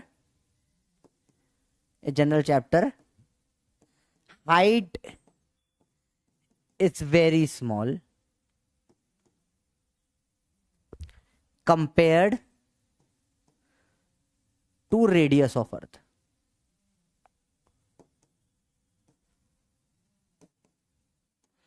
height is very small compare to radius of earth, मतलब इसे ये अर्थ है, यहां पर कोई मास है m, तो इसके कारण जो ग्रेविटेशन का फोर्स लगता है बेटा, वो धरती का, ये अपन जो कोई भी हाइट वाइट पे रखा हो, रखने या जमीन पे रखा हो, ये अर्थ इसको खींचेगी अपनी तरफ, इसकी वैल्यू कितनी होती है, m इंटू जी, जी होता है एक्सेलरेशन ड्यू टू ग्रेविटी, इसी को अपन वेट भी बोलते हैं, इसी को अपन क्या बोलते हैं बेटा, वेट भी बोलते हैं, mg। और ये धरती को अपनी तरफ खींचेगा mg से, धरती इसको अपनी तरफ mg से खींचेगी, धरती को अपनी तरफ mg से खींचेगा, ठीक है। ये हाइट बहुत छोटी होती है, अच्छा हाइट बहुत बड़ी हो गई तो फिर ये mg नहीं लगता बेटा, फिर क्या होता है, ग्रेविटेशन चैप्टर में पढ़ेंगे, फिर वहां पे पूरा जो अपना न्यूटन का लॉ लगता है, अपनी छोटी क्लास में पढ़ा है, F बराबर जी m1 m2 bye r square, बड़ा जी आता है, वो आप अलग हो जाता है, नॉर्मली mg से काम चल जाता है बेटा, ठीक है बेटा, हाँ नोट करना है बेटा। अब ग्रेविटेशन अलग फोर्स हो गया, इलेक्ट्रोमैग्नेटिक अलग फोर्स हो गया बेटा। इन सब फोर्स, अब ये सारे फोर्स चाहे जो इस चैप्टर में लगेंगे इतने ही लगते हैं बेटा, ठीक है। एक और लगते हैं स्प्रिंग फोर्स, अपन बाद में पढ़ेंगे, अभी इतने चैप्टर इतने ही लगेंगे, ठीक है। चलो, तो अपन ने यहां तक सारे टाइप के फोर्स पढ़ लिए, ये बेसिक हो बेटा, इतनी ही थियरी है इस चैप्टर में आने वाले इस वीक में। तो ये आपको समझ में आ गया अच्छे से, यस या नो बता दो बेटा, ठीक है। हाँ, 9 से पढ़ा होगा ये सब चीजें बेटा, ठीक है। बहुत बेसिक से अपन ने सारी थियरी पढ़ ली जो काम आने वाली है अगले 3 दिन। अब 3 दिन भर भर के न्यूमेरिकल्स करने वाले हैं, ठीक है। मजा आएगा, सारे टाइप करवा दूंगा। ऋतिक मस्ती नहीं बालक, गलत बात। सिंपल सिंपल बात है, सिंपल सिंपल पॉइंट है, जल्दी नोट करो बेटा। जल्दी बोलो जल्दी बोलो जल्दी बोलो जल्दी बोलो जल्दी बोलो जल्दी बोलो। बम चिकी बम बम चिकी। अरे बोलो भाई, क्लियर है बातें, इसमें कुछ भी प्रॉब्लम नहीं आनी चाहिए, बिल्कुल बेसिक पे गेम खेल रहे बेटा, पक्का। ये चैप्टर बेटा इस वीक में एनलेम वाला पार्ट हो जाएगा और अगले वीक में फ्रिक्शन वाला पार्ट हो जाएगा। फ्रिक्शन का भी थोड़ा सा पार्ट इस चैप्टर में आता है, फ्रिक्शन और सर्कुलर वाला पार्ट अगले हफ्ते में होगा, ठीक है। चलो लेट्स सी, बात करें इक्विलिब्रियम की। अब आज का लेक्चर का टॉपिक है इक्विलिब्रियम। इक्विलिब्रियम का मतलब क्या होता है बेटा, जब क्या हो, नेट फोर्स 0 हो, इसे इक्विलिब्रियम कंडीशन बोलते हैं। एंड टॉर्क भी 0 होता है, ये क्या होता है बाद में पढ़ेंगे, अभी के लिए फोर्स 0 होता है, ठीक है। नेट फोर्स 0 होता है। इसका मतलब क्या हो सकता है, ऑब्जेक्ट क्या हो, या तो रेस्ट पे हो सकता है या मूव कर सकता है विथ कांस्टेंट वेलोसिटी। दोनों केस में क्या होता है, इक्विलिब्रियम कहलाता है बेटा, ठीक है। अब देखो बेटा, नेट फोर्स 0 के भी 2 मतलब हो सकते हैं। जनरल इसका मतलब होता है या तो इस पर लग रहा है 0 फोर्स, या इसका मतलब हो सकता है net resultant of all forces is 0। दूसरा मतलब ज्यादा सही माना जाता है बेटा, ठीक है। कि बेटा देखो, मैंने इसको ऊपर लगाया 10, नीचे भी लगाया 10, तो नेट में तो 0 ही लगा, वहीं का वहीं रहा, रेस्ट पे ही रहा ये बेटा। इसे इक्विलिब्रियम EQ के माथे पे M बोल सकते हैं, ठीक है। इसका मतलब नहीं कि फोर्स 0 है, इसका मतलब क्या है, जो सारे फोर्स जितने भी लग भी रहे हैं सब मिलाकर 0 हो जाते हैं। तो ज्यादा सही ये ज्यादा सही डेफिनेशन हो जाती है, ठीक है। तो नेट फोर्स 0 या इक्विलिब्रियम का मतलब बोल सकते हो net resultant of all forces is 0। सबसे ये इसके ऊपर स्टार लगा लो बेटा, नोट करके स्टार लगा लो, दिस इज इंपॉर्टेंट। लगा लो 5 स्टार, 5 स्टार सवाल है बेटा, ये 5 स्टार स्टेटमेंट होता है, ठीक है। What do you mean by equilibrium, सवाल आता है 1 नंबर का, आंसर दे दोगे बेटा। फोर्स 0 नहीं होता, आपने लिखा फोर्स 0 नंबर 0, सवाल 1 नंबर में आएगा, क्या लिखोगे, इक्विलिब्रियम मतलब क्या होता है, a condition when net resultant of all forces acting on object is 0। अब थोड़ी सी इंग्लिश तो आपको बनानी आनी चाहिए भैया, इतने साल में बड़े हो गए हो आप, बचा हुआ तो आप बना लोगे। अरे भाई समझ में आई बात। 92% आ गया, बहुत सही। बाकी बच्चे तो नए भी हो सकते हैं, ठीक है, इजी इजी बातें होती है। अरे बोलो भैया, बात समझ में आई, पक्का। Net resultant of all forces is 0, force 0 नहीं, net resultant of all force 0 is equilibrium. अब तक करेंगे सवाल भर भर कर, रेडी हो, चलो स्टार्ट करते हैं। पहला सवाल, 60 सेकेंड्स बहुत ज्यादा है, 45 में करो, करके बताओ क्या होगा इसका जवाब, जल्दी बताओ क्या होगा इसका आंसर। फर्स्ट सवाल आपकी स्क्रीन पे ये रहा, पढ़ो आराम से, पढ़ो आराम से, सॉल्व करो, आसान सवाल है। ऑब्जेक्ट इज एट रेस्ट, बताइए क्या होगा इसका मतलब।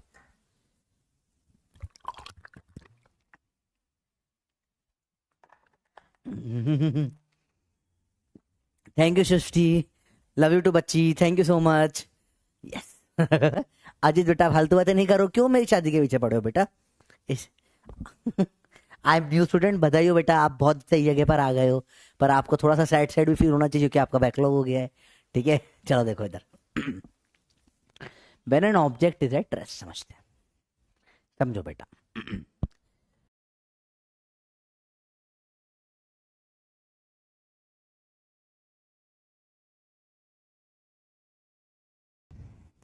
Force is required to keep in it rest, गलत है, फोर्स लगा के तो हटाओगे रेस्ट से।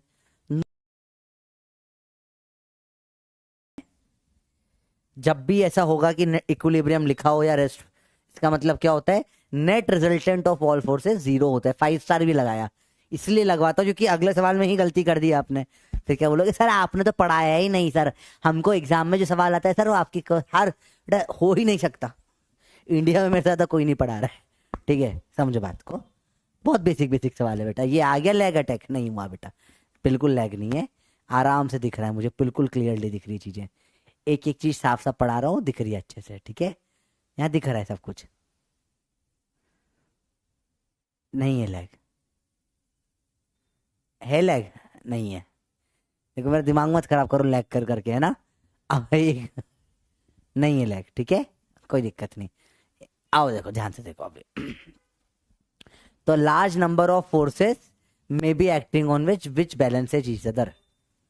बात समझ में बेटा, बताओ क्लियर है बात? ठीक है, कोई दिक्कत नहीं, अभी आया था, अभी हो गया क्लियर, ठीक है। देखो ये आपको अभी करवाया सवाल, फिर भी गलती हो गई। देखो कितने लोगों ने गलत करा, बी लगाया होगा आप लोगों ने, देखो भर भर के बी लगाया है, 26% लोगों ने भी लगाया है। बेटा रेस्ट मतलब ये नहीं कोई फोर्स नहीं लग रहा है, रेस्ट मतलब है जितने भी लग रहे सब मिलके जीरो हो रहे, ठीक है, बात समझो। अगला देखो, a body is of mass 2 kg sliding with constant velocity of 4 metre per second. शब्द पकड़ना, कांस्टेंट वेलोसिटी, शब्द पकड़ो बेटा, constant velocity of 4 metre per second, जैसे भी चल रहा हो। Force required to keep the body with same velocity क्या होगा बेटा? आंसर क्या आएगा इसका बताओ? 30 सेकेंड मेरे को लगता है बहुत है सवाल के लिए, बताओ क्या होगा इसका आंसर? बहुत बेसिक सवाल, बताओ क्या होगा आंसर? कांस्टेंट वेलोसिटी के लिए कुछ नहीं, वही वैसा का वैसा रखना है। फोर्स कितना लगेगा बेटा? 0 न्यूटन लगेगा। बात समझ में आई? इजी सवाल है बिल्कुल, क्योंकि कुछ फोर्स लगाओगे तो वेलोसिटी बदलेगी ना। तो 2 टाइप के बेसिक सवाल हो जाते हैं इसमें। बात समझ में आई बेटा? बताओ क्लियर है? इजी सवाल है, बताओ पक्का क्लियर हुआ बात? इजी है। आंसर 0 न्यूटन हो गया इसका, सिंपल सा सवाल था, एकदम बेसिक सवाल है। देखिए कितने लोगों का सही गया ये बेटा, एकदम आसान सा सवाल होता है, ठीक है, इससे कुछ भी टफ नहीं था। चलो देखिए, मेरे को लग रहा है लगभग सबने ही सही करा होगा ये तो, मैं 83% मानते हैं, 83% ने सही करा होगा। देखिए जरा 84, देखो लग कितना सही गैस है मेरा, जानता हूँ मैं आपको, ठीक है। चलो देखो, बताओ, when an object is in equilibrium state then, एकदम बेसिक सवाल, it must be at rest, जरूरी नहीं है, no force acting on it, net acceleration must be 0, ये सबसे अप्रोप्रिएट आंसर होगा इसके बीच का। क्यों? No force acting on it जरूरी नहीं है, सारे फोर्स मिलके 0 होते हैं, ठीक है। Net acceleration must be 0, simple सी बात हो गई इक्विलिब्रियम की। चलो अगला सवाल आता है बेटा टग ऑफ वॉर का। सवाल में लिख रहा हूं, साथ में नोट करो बेटा, नोट करना सवाल मेरे साथ में। ये भी ऐसे एक बबलू टाइप बना लो। टग ऑफ वॉर में both Bablus are pulling rope with force of 10 Newton, then tension in a rope will be, तो बबलू नंबर 1 है, ये अपनी तरफ से 10 लगा के खींच रहा है, बबलू नंबर 2 भी अपनी तरफ से 10 न्यूटन लगा के खींच रहा है। बताओ इसमें टेंशन कितनी होगी रस्सी में? सिंपल सा सवाल है बेटा, बताओ। और मैक्सिमम लोग इसका आंसर गलत देंगे, मैं अभी से गारंटी दे रहा हूँ। कितनी टेंशन होगी बताइए? दोनों बबलू खींच रहे हैं।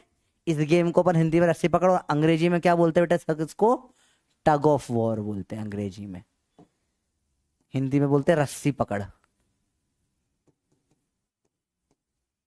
पकड़, पकड़ लो भाई रस्सी को और खींचो। देखो मैक्सिमम लोग 0 लिख रहे हैं, जो कि गलत आंसर है बेटा। अगर टेंशन 0 है मतलब वायर लूला पुला हो जाता है, समझो। टेंशन 0 मतलब होता है धागा लूला पुला हो गया। जैसे मेरे पास यहाँ पे एक कॉर्ड है, कॉर्ड से बताता हूँ आपको। देखो बहुत सिंपल सा चीज होती है, देखो मैंने बोला टेंशन जीरो हो गई। टेंशन जीरो का मतलब क्या होता है बेटा? टेंशन जीरो मतलब ये अभी टेंशन है। अगर धागे में टेंशन नहीं होती है, धागे में अगर टेंशन है तभी धागा टाइट रहेगा। टेंशन हट, ये टेंशन जीरो हो गई, धागा लूला पुला हो गया। जैसे ही धागे में टेंशन जीरो होती है धागा लूला पुला हो जाता है। तो यार धागा स्ट्रेट है तो टेंशन तो होगी, ठीक है। टेंशन अगर जीरो हो गई बेटा तो आपको दम कौन लगा रहा है वापस? टेंशन ही तो लगा रही है जो आपको खींच रही है, समझो। तो जब दोनों में 10 है तो टेंशन भी आएगी 10 न्यूटन। समझो बेटा ध्यान से कैसे होगा बेटा। आप यहां पर समझो, आप इस पॉइंट पे देखो, आप इसको 10 से खींच रहे हो, टेंशन लेने का नहीं देने का, तो टेंशन भी आपको 10 से खींच रही है, ठीक है। आप 10 से खींच रहे हो तो टेंशन भी आपको 10 से खींच रही है। सिंपल सी बात है। टेंशन पूरी रस्सी में सेम होती है। रस्सी के हर पॉइंट पे टेंशन कितनी होगी बेटा? 10 न्यूटन होगी। जिससे आप खींचते हो वही टेंशन हो जाती है। सिंपल सवाल है बेटा। अरे बात समझ में आई? 20 क्यों नहीं होगी? क्योंकि 20 हो ही नहीं सकती। समझो, अगर इस आप देखो ना, आप खींच रहे हो 10 से तो ये आपको 10 से खींचेगी, इक्वल एंड अपोजिट लगेगा ना बेटा। फोर्स थर्ड लॉ न्यूटन का, फोर्स इक्वल और अपोजिट लगते हैं। आप 10 से खींच रहे हो तो ये भी 10 से खींच रही है। फिर ये 10 से खींचे, पूरे उसमें 10 रही, ये 10 से खींची तो ये भी 10 से खींची। फिर दोनों ने अलग अलग फोर्स लगाए तो वो पॉसिबल ही नहीं होता बेटा। टग ऑफ वॉर में दोनों साइड से हमेशा बराबर फोर्स लगता है, ठीक है। दोनों साइड से हमेशा क्या होता है? बराबर फोर्स लगता है। टग ऑफ वॉर में गेम क्या होता है, फर्क कैसे पड़ता है, तो कैसे जीतते हैं, ये मैं फ्रिक्शन में अगर टाइम रहा तो आपको पढ़ाऊंगा। टग ऑफ वॉर में दम तो दोनों तरफ से बराबर ही लगता है, वो और ये प्रॉब्लम होती है फ्रिक्शन की। जिसका फ्रिक्शन ज्यादा होता है वो टग ऑफ वॉर जीतता है। टग ऑफ वॉर में दम तो बराबर लगेगा हमेशा। टग ऑफ वॉर में हमेशा क्या होता है? दम बराबर लगता है। टग ऑफ वॉर में दम हमेशा बराबर लगेगा। सारा फर्क किसका पड़ेगा? फ्रिक्शन का पड़ेगा और एंगल का फर्क पड़ेगा। अब किसी और दिन समय रहा तो मैं आपको बहुत डेप्थ में बताऊंगा ये चीज, इसलिए जिसका वो कभी और फिर डिटेल में बात करेंगे बेटा। समझ में आई बात? टग ऑफ वॉर में दोनों जने बराबर दम लगाते हैं। ऐसा नहीं जो ज्यादा दम लगाता है वो जीत जाएगा, कम दम वाला हार जाएगा। दोनों तरफ से दम लगता है। जीतता वो है जिसका फ्रिक्शन कम होता है, वो फिसल जाता है। चलो बाद में कभी बात करेंगे ना। अगला सवाल, 5 से खींच रहा है, 5 से इधर खींच रहा है, इसमें टेंशन कितनी होगी बताओ? एकदम डायरेक्ट बेसिक सवाल है बेटा। बताओ क्या टेंशन हो जाएगी इसमें? इसमें टेंशन क्या हो जाएगी? 5 न्यूटन आ जाएगी, खत्म बात। इसी को अपन टेंशन बोल देंगे 5 न्यूटन, क्योंकि 5 का है तो हमेशा बीच में भी 5 ही रहेगी। फिर जीरो लगा रहे हो तुम लोग बच्चों जैसे। नहीं, अभी तुम्हें थोड़ी देर पहले सिखाया, जीरो तो हो ही नहीं सकता। आप धागे को, स्प्रिंग को खींचोगे तो टेंशन तो आएगी। जीरो मतलब लूला पुला खत्म हो गया बिल्कुल, ठीक है। जीरो नहीं हो सकती। चलो अगला है। इस सवाल में बेटा आप समझो, यहाँ पे थोड़ा सा इंटरेस्टिंग चीज सिखाता हूं। जब भी सवाल आए आपको वेज के ऊपर, देखो बेटा कंसेप्ट नोट करें बेटा, कॉपी में नोट करिए। कंसेप्ट का नाम है वेज। वेज का कंसेप्ट आएगा बेटा। ये बहुत इंपॉर्टेंट कंसेप्ट है बेटा आपके लिए। आप पहली बार पढ़ रहे हो। वेज होते हैं कुछ ट्राइंगल टाइप जमीन पे पढ़ाए हुए, इसे बोलते हैं वेज,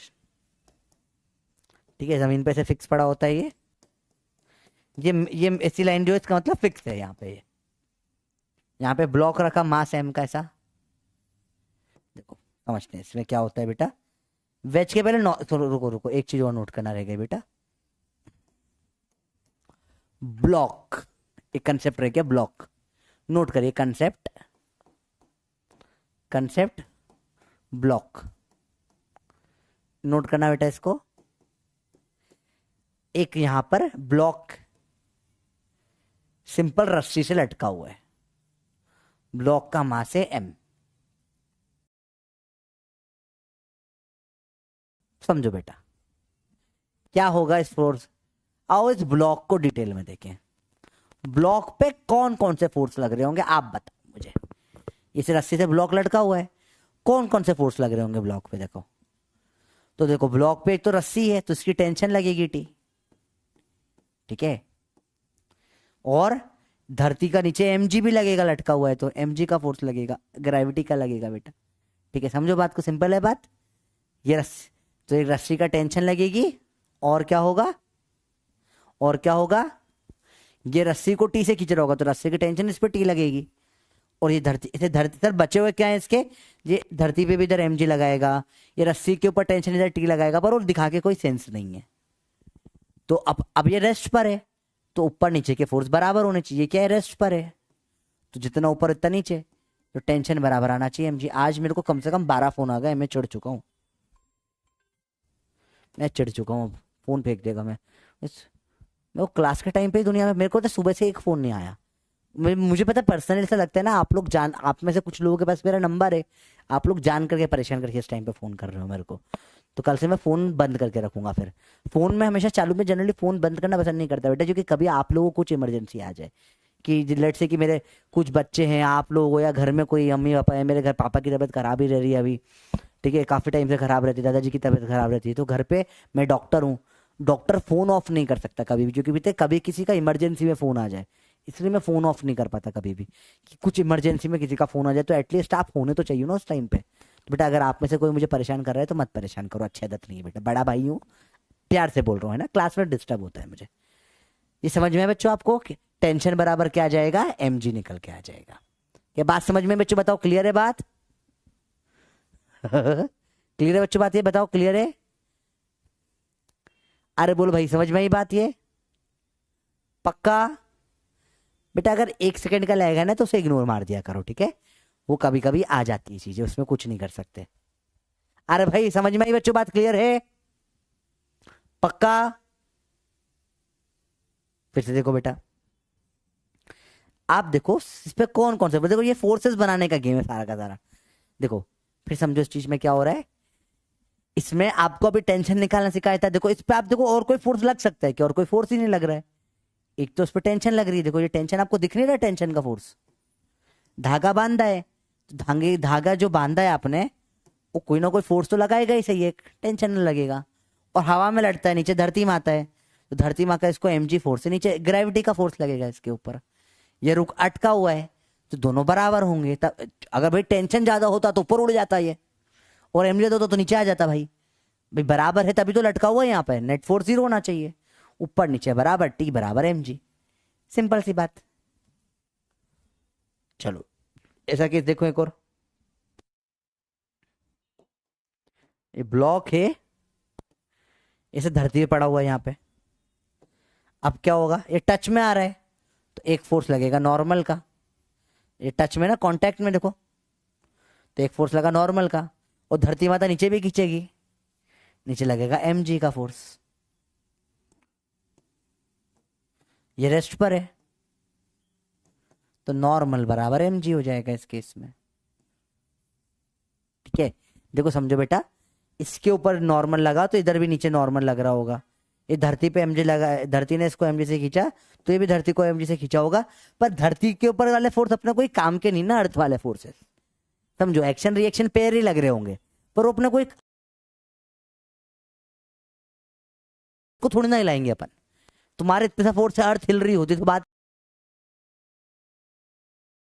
ही क्या थी, और अर्थ गोल है तो ऊपर से जो लग रहा है नीचे से भी लग रहा होगा, तो वो बैलेंस आउट हो जाता है सारा, तो इसलिए धरती के ऊपर वाले फोर्सेस अपन नहीं बना रहे, क्योंकि कोई सेंस नहीं है धरती पे बना के, उसके ऊपर कुछ हेल्प नहीं होगी अपनी, तो यहाँ पे रेस्ट पे है, तो जो नॉर्मल है वो बराबर आ जाएगा mg। तो बहुत सिंपल सवाल होते हैं बेटा। हाँ लैग तो हो रहा है, लैग तो हो रहा है, दिख रहा है मुझे भी लैग होता हुआ, पर अब क्लास तो खत्म ही होने वाली है, वैसे भी हल्का फुल्का लैग है, ज्यादा लैग नहीं है, मैं आज कंप्लेन मार दूंगा थोड़ी सी कि लैग तो हल्का सा हो रहा है, हल्का सा ही हो रहा है बेटा, कोई दिक्कत नहीं, वापस समझा देता हूँ बेटा, नहीं इतना लैग नहीं हो रहा है, 1 सेकंड के लिए लैग हुआ था बस, मेरे को भी दिखा 1 सेकंड के लिए होते हुए, है ना, स्मॉल लैग था, ठीक है, स्मॉल लैग था, बहुत ज्यादा लैग नहीं था, नो वॉइस तो नहीं है बेटा, वॉइस तो आ रही है, देखो मुझे दिख रही है मेरी वॉइस आते हुए, हाँ चल रहा है, रिमोट चल रहा है, वॉइस आ रही है, अभी सही हो गया ना लैग, चलो करते हैं, देखो इधर देखो ध्यान से बेटा, तो रेस्ट के से धरती, जनरली जो फोर्सेस धरती पे लगते हैं बेटा उनको अपन इग्नोर कर देते हैं, ठीक है, ये ऊपर नॉर्मल लगा तो धरती पे नीचे भी नॉर्मल लगाएगा, ये चिपकने का फोर्स होगा, धरती ने से mg से खींचे तो ये भी धरती को mg से ऊपर खींच रहा होगा, पर धरती वाले फोर्सेस को अपन इग्नोर कर देते हैं, क्योंकि धरती पे बहुत रोल नहीं है, समझ रहे हो बात को, ठीक है। देखो कोई दिक्कत नहीं, एक आध 10-5 सेकंड का रहेगा, चल जाता है, कोई दिक्कत नहीं। आप इधर ध्यान लगा, हम कुछ भी हम पढ़ेंगे, हमें बहुत सारा पढ़ना है, ठीक है। आज बहुत सारी थ्योरी पढ़ी है अपन ने, तो नॉर्मल बराबर हो जाता है एम जी, सिंपल सी बात है बेटा, ठीक है। चलो कंसेप्ट ऑफ वेज अपन पढ़ते हैं। जब भी वेज होगा बेटा याद रखना, दो चार चीजें बहुत इंपॉर्टेंट है इसमें। ये एंगल थीटा है बेटा, इसके ऊपर ग्रेविटी का डिवीजन देखो, यहां पे फोर्स लगेगा एम जी, यहां फोर्स क्या लगेगा बेटा, एम जी लगेगा, समझो। एम जी हमेशा नीचे ही लगेगा, धरती का फोर्स एम जी हमेशा नीचे ही लगेगा, ऐसा एम जी लगेगा। देखो ये क्लियर है बच्चों बात, देखो ध्यान से देखना बेटा, ये वेज का कंसेप्ट बहुत इंपॉर्टेंट कंसेप्ट है। अब देखो बेटा, ये एंगल थीटा होगा,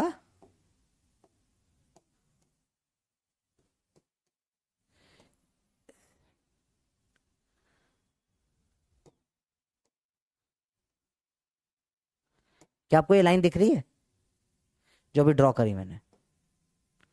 देखो बेटा, ये एंगल थीटा होगा, समझना ध्यान से, कुछ चीज सिखा रहा हूं, तो ये एंगल भी थीटा होता है। सर ये कैसे निकल कर आया, सिखा रहा हूं, देखो बेटा ध्यान से देखना बेटा, ये ऐसा है, समझो ध्यान से।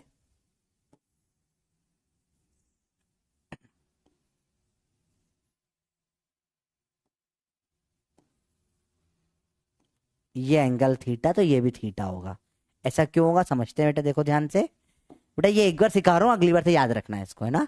देखो एक सिंपल एग्जांपल लेते, 30 का एग्जांपल लेके बात करते। देखो बेटा, ये एंगल अगर 30 है, ये 90 डिग्री है, तो ये वाला एंगल कितना होगा, 60 डिग्री होगा।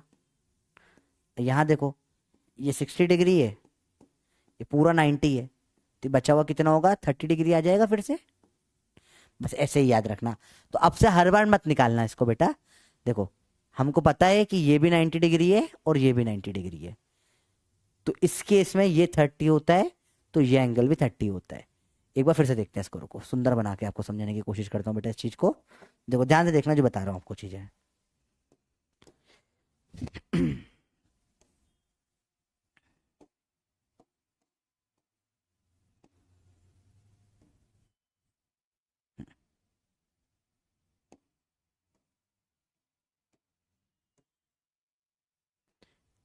देखो बेटा कुछ कंसेप्ट सिखा रहा हूं आपको। एक राइट एंगल ट्राइंगल में एक परपेंडिकुलर बना दिए, तो अगर ये एंगल थीटा होता है, तो इससे ये वाला एंगल भी थीटा हो जाता है। कंसेप्ट होता है इसमें बेटा, angle between two lines and their perpendicular is same. Angle between two lines and their perpendicular is same. समझते हैं कंसेप्ट क्या है बेटा? ये कंसेप्ट आपको काफी जगह पे काम में आएगा, समझो ध्यान से देखना बेटा। बेटा कंसेप्ट को ध्यान से देखो, सेंटर ऑफ मास का कंसेप्ट नहीं है बेटा ये। देखो बेटा, इससे परपेंडिकुलर लाइन कौन सी है बेटा, ये वाली, ये लाइन इससे परपेंडिकुलर दिखी है आपको? क्या आपको दिख रहा है दोनों लाइन परपेंडिकुलर है? एक और बनाते हैं।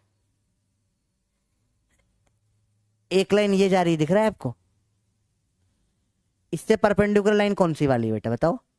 इससे परपेंडिकुलर लाइन ये वाली है। क्या दिखा बेटा? ये वाली जो लाइन है दोनों हरी, ये परपेंडिकुलर है।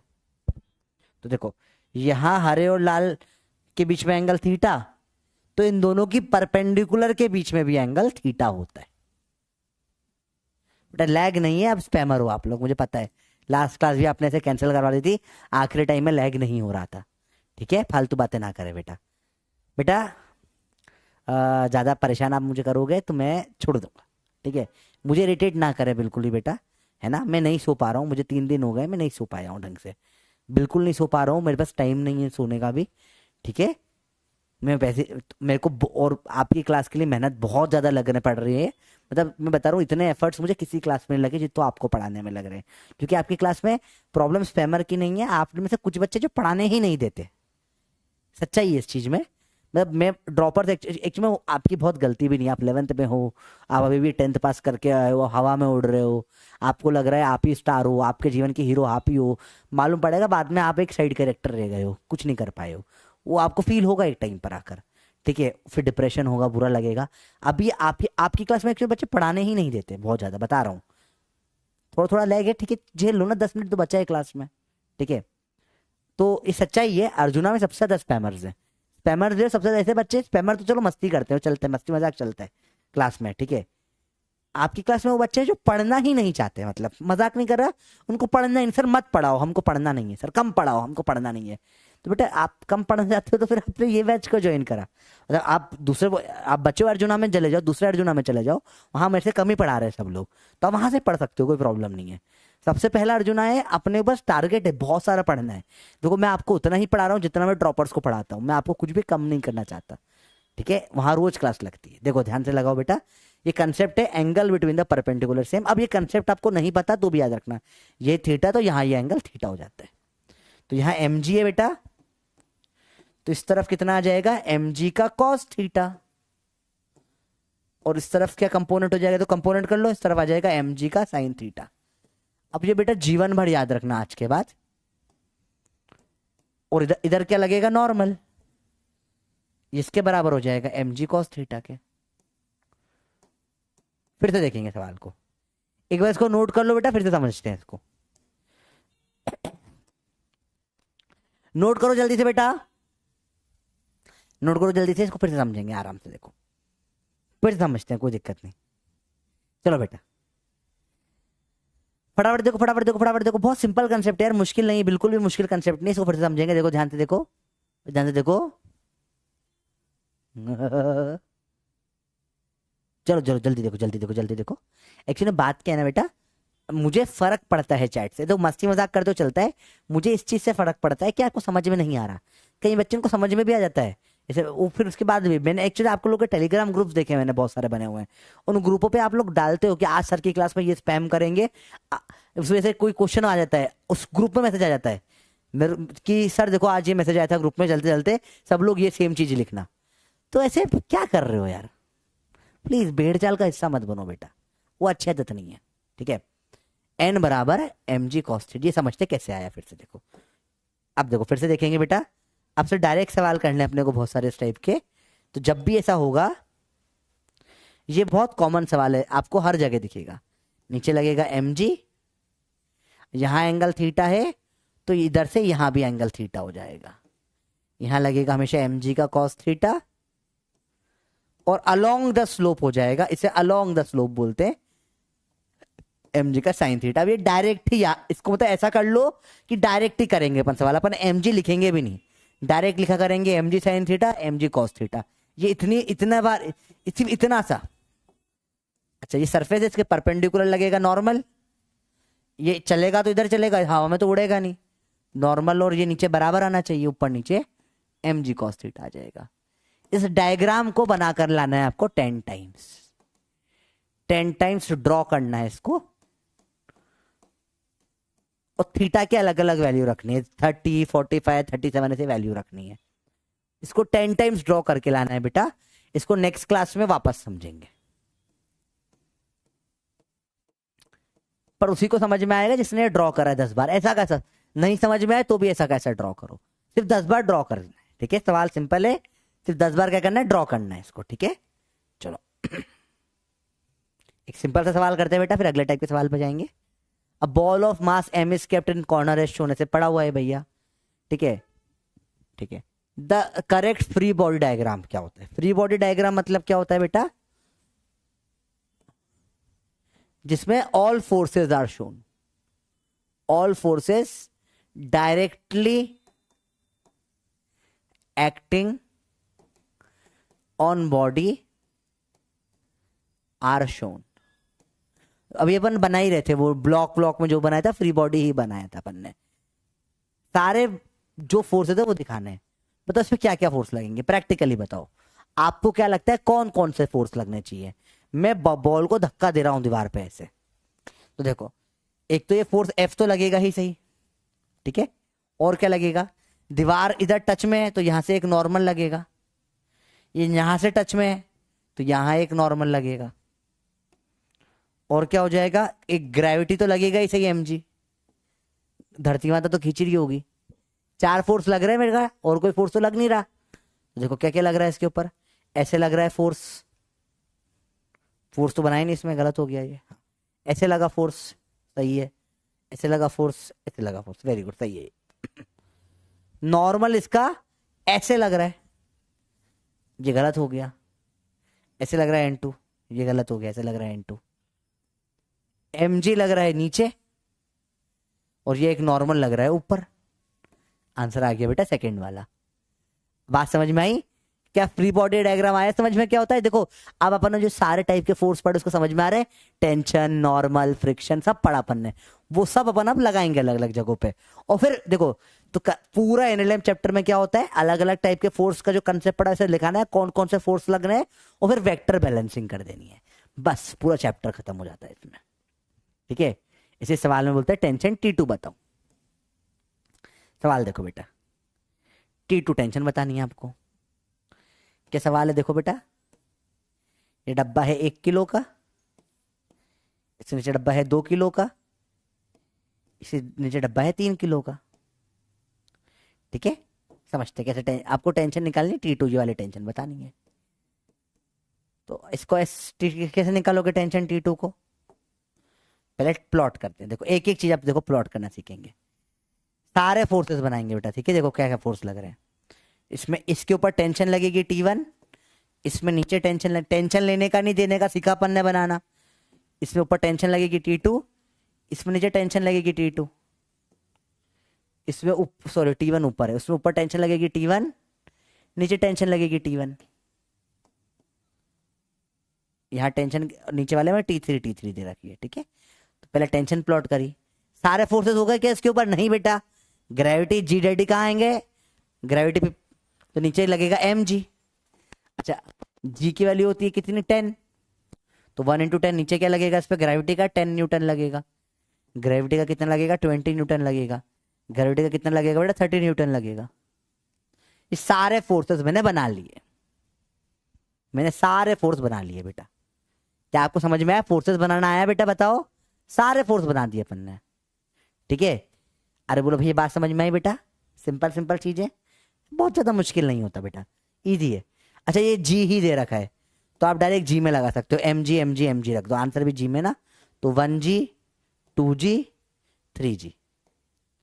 और बैलेंसिंग करें हम, कैसे बैलेंस करेंगे अपन, इक्वेशन लिखेंगे सारी ब्लॉकों पे। देखो और पहले बनाए 1 kg को, अलग से बनाते हैं। 1 kg पे क्या क्या फोर्स लग रहा है, ऊपर लग रहा है T1,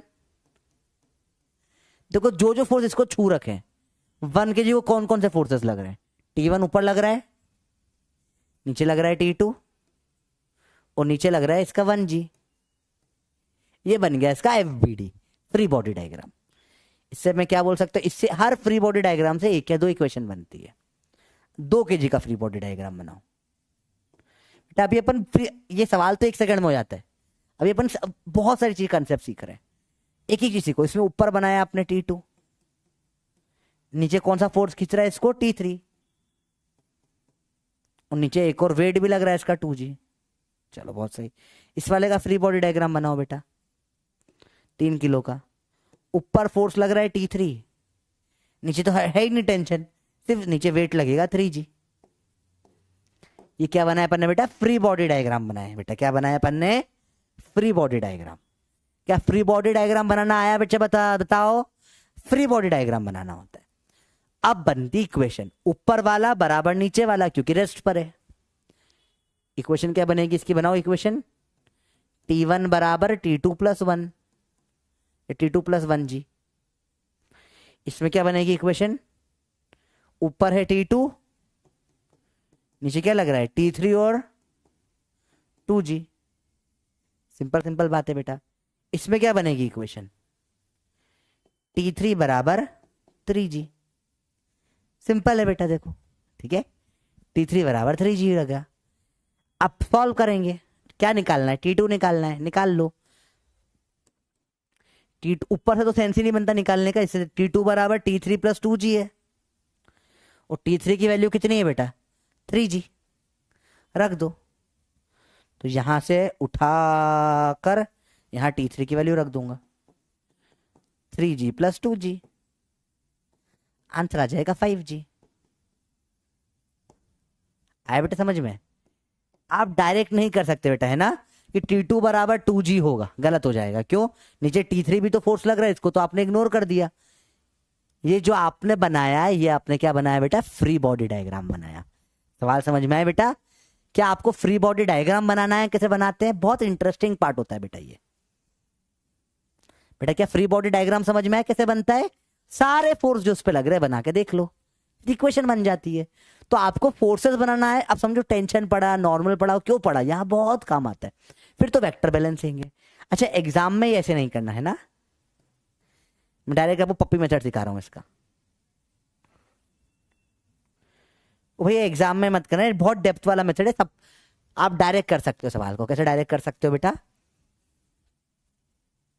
T2 पूछा है ना आपसे, ये 1 किलो का है, इसमें T1 लग रही है, इसमें T2 लग रही है। डायरेक्ट इसको आप ये 2 और 3 को मिला के 5 किलो कर दो, कोई फर्क नहीं पड़ेगा, क्योंकि 5 किलो को खींचा ना T2 ने एक तरीके से। अब बैलेंस करो, ऊपर लगेगा T2, नीचे लगेगा 5G, डायरेक्ट आंसर आ जाएगा। ये हो जाएगा पपिंग मेथड। डायरेक्ट सवाल, पेन उठाओगे पाप पड़ेगा, हो जाते हैं इससे। बोलो पप्पी ओपी या जय पप्पी लिख दो, जय पप्पी। ये डायरेक्ट तरीका होता है, फट से सवाल हो जाता है इससे। ठीक है, आप डायरेक्ट, और समझ सिंपल सी बात है भैया। आप इसको कॉमन सेंस से भी देखो, जो T3 रस्सी है इससे सिर्फ 3 किलो खींच रहा है, ये T2 के ऊपर ही तो दोनों का भार है, 3 और 6, 2 और 3 किलो दोनों T2 खींच रहा है। T1 पे डायरेक्ट आप बोल दो 1 2 3 6, 6 का 6 T1 खींच रहा है बेटा। डायरेक्ट आप सवाल कर सकते हो। ठीक है, अभी लेकिन ऐसे नहीं करना है, प्रैक्टिस करो डिटेल बनाने की पूरी स्टार्टिंग में। ठीक है, बाद में ऐसे कर लेंगे। Weight mg suspended from middle of a rope which ended similar rope is no longer horizontal, minimum tension required to completely straighten the rope। बेटा मैं सवाल आपको दे रहा हूं, देखो बेटा, ऐसी एक रस्सी है, ठीक है, इसके ऊपर नीचे लगाया फोर्स mg, या कुछ भी वेट टांग दिया, या कुछ भी F फोर्स लगा दिया, तो ये हल्की सी टेढ़ी हो जाएगी बेटा। आप कपड़े डालते हो ना, धागा सूख, कपड़े से डालते हो ना रस्सी पे सूखने के लिए, तो रस्सी टेढ़ी हो जाती है कपड़े सूखने वाली, पता होगा आपने, झुक जाती है ऐसे, नीचे एक फोर्स लग जाएगा। अब आप जितना फोर्स यहां लगाओगे उतनी ये रस्सी ऊपर सीधी होती जाएगी। लेकिन याद रखना, ये रस्सी कभी कभी पूरी सीधी नहीं हो सकती। ऐसा क्यों? क्योंकि अगर यहां पे एक फोर्स लगाए तो उसका थोड़ा सा तो झुकेगी ना, हल्के से। तो अगर पूरी सीधी करना है तो उसके लिए आपको इनफाइनाइट फोर्स लगाना पड़ेगा, तब जाकर वो सीधी हो पाएगी बेटा। बस पूरी सीधी, अगर कोई भी आपने कपड़ा सुखाया है, रस्सी पे कपड़े सुखाए हैं, वो आपको दिखे ना दिखे, बल्कि भले हल्की सी झुके, पर हल्की सी को मुड़ेगी, पक्की बात है। ठीक है, समझ में बच्चों बात आई? हल्की सी तो मुड़ेगी, हल्की सी तो मुड़ेगी। अगर चाहो बिल्कुल सीधी हो जाए तो आपको पता है, देखो समझो सिंपल सी धागा, अभी करके देखते हैं इसमें क्या दिक्कत है, अभी सामने के सामने करते हैं। जब हमारा धागा है, इसमें कुछ अटकाने लायक चीज है अपने पास, जैसे बाइक पे अटका देते हैं इसके ऊपर, देखो ये हमने बाइक इसके ऊपर ऐसे ऐसे धागे में से निकालते हैं इसको, देखो देखो ये धागा है, देखो ये नीचे वेट आया, देखो झुक गई रस्सी। अब मैंने बोला सीधा करने को, कितना दम लगा रहा सीधा, अब ये ना रस्सी टूट जाएगी, और दम लगाए तो भयंकर दम लगा तो भी देखो हल्का सा, देखो बहुत दम लगा तो भी जितना दम लगा रहा हूं उतना कम मुड़ रही है। पर देखो ये कम मुड़ रही, कम मुड़ रही, कम पर कितना ही दम लगा दो, जब तक इनफाइनाइट दम नहीं लगाऊंगा, हल्का सा तो मुड़ा हुआ दिख रहा है आपको बेटा। देखो बात समझ में बेटा, हल्का सा मुड़ा हुआ तो होता ही है, ये हमेशा होता है। ठीक है, अरे बात समझ में बेटा? अच्छा, सिंपल सिंपल चीजें, इसमें कुछ मुश्किल नहीं है। चलो इसके ऊपर 2 सवाल है, ये आपके होमवर्क है करना, आंसर इनफाइनाइट आएगा। दोनों वो सेम ही सवाल है, जो भी अपन ने पढ़ा ना कंसेप्ट, वही सवाल है, आंसर इनफाइनाइट आ जाएगा इसका। ठीक है, ये भी होमवर्क, इसने ऐसा बोला है सबसे कम टेंशन कब होगी, जब देखो वही चीज है, जब रस्सी ऐसी हो सीधे रखनी हो आपको तो टेंशन इन्फिनिटी होती है। जब पूरा ऐसा झुक जाएगा, पूरा ऐसा हो जाएगा, इसके बीच में एंगल हो जाएगा 0 डिग्री, तब टेंशन मिनिमम होती है। सिंपल सवाल है, आराम से सोच के प्रैक्टिकल करना बेटा इसको, ठीक है। देखो आप इसको आराम से प्रैक्टिकल करके सॉल्व करना। कैसे प्रैक्टिकल करोगे, ये फील करने वाले सवाल है बेटा, फिजिक्स नहीं, सिर्फ फील है इसके अंदर। देखो सिंपल सी, देखो आप जितना दम लगाओगे, सबसे कम दम लगाओगे, देखो आपने दम बिल्कुल छोड़ दिया, रस्सी में छोड़ दिया, देखो अपने आप ऐसी हो गई। इस दोनों के बीच में एंगल कितना हो गया, देखो इनके बीच में एंगल कितना, 0 हो गया अपने आप, देखो हो गया ना 0। सबसे ज्यादा दम लगाओगे तो इनफाइनाइट दम लगाए तो इसके बीच में एंगल हो जाएगा 180, छोड़ दिया बिल्कुल, सबसे मिनिमम टेंशन छोड़ दो, सबसे कम टेंशन लगाओ। जितना टेंशन लगा रहे हो इतना एंगल बढ़ रहा है, टेंशन छोड़ दी, कितना एंगल हो गया इनके बीच में, 0 हो गया। आप देखो ये प्रैक्टिकल करके देख रहे हैं अपन, इसमें कोई तब क्या ही मुश्किल होगा, ठीक है। चलो होमवर्क सवाल है, सिंपल सिंपल सवाल होमवर्क है बेटा, ठीक है। इसमें क्या बोला है, इस पूरे को 10 न्यूटन से खींचा है आपने। अब कभी भी कोई भी चीज खिंचाती, रस्सी हो या कपड़ा हो, पूरे में टेंशन हमेशा कितनी होगी, 10 न्यूटन ही रहेगी। तो हर जगह पे टेंशन 10 न्यूटन ही रहती है बेटा इसमें। सिंपल है, क्यों, अगर कहीं भी 10 नहीं हुई तो फट जाएगा। इस रस्सी में था ना, सेम ही रस्सी को अपन ने कपड़े की बात कर ली इसमें, ठीक है।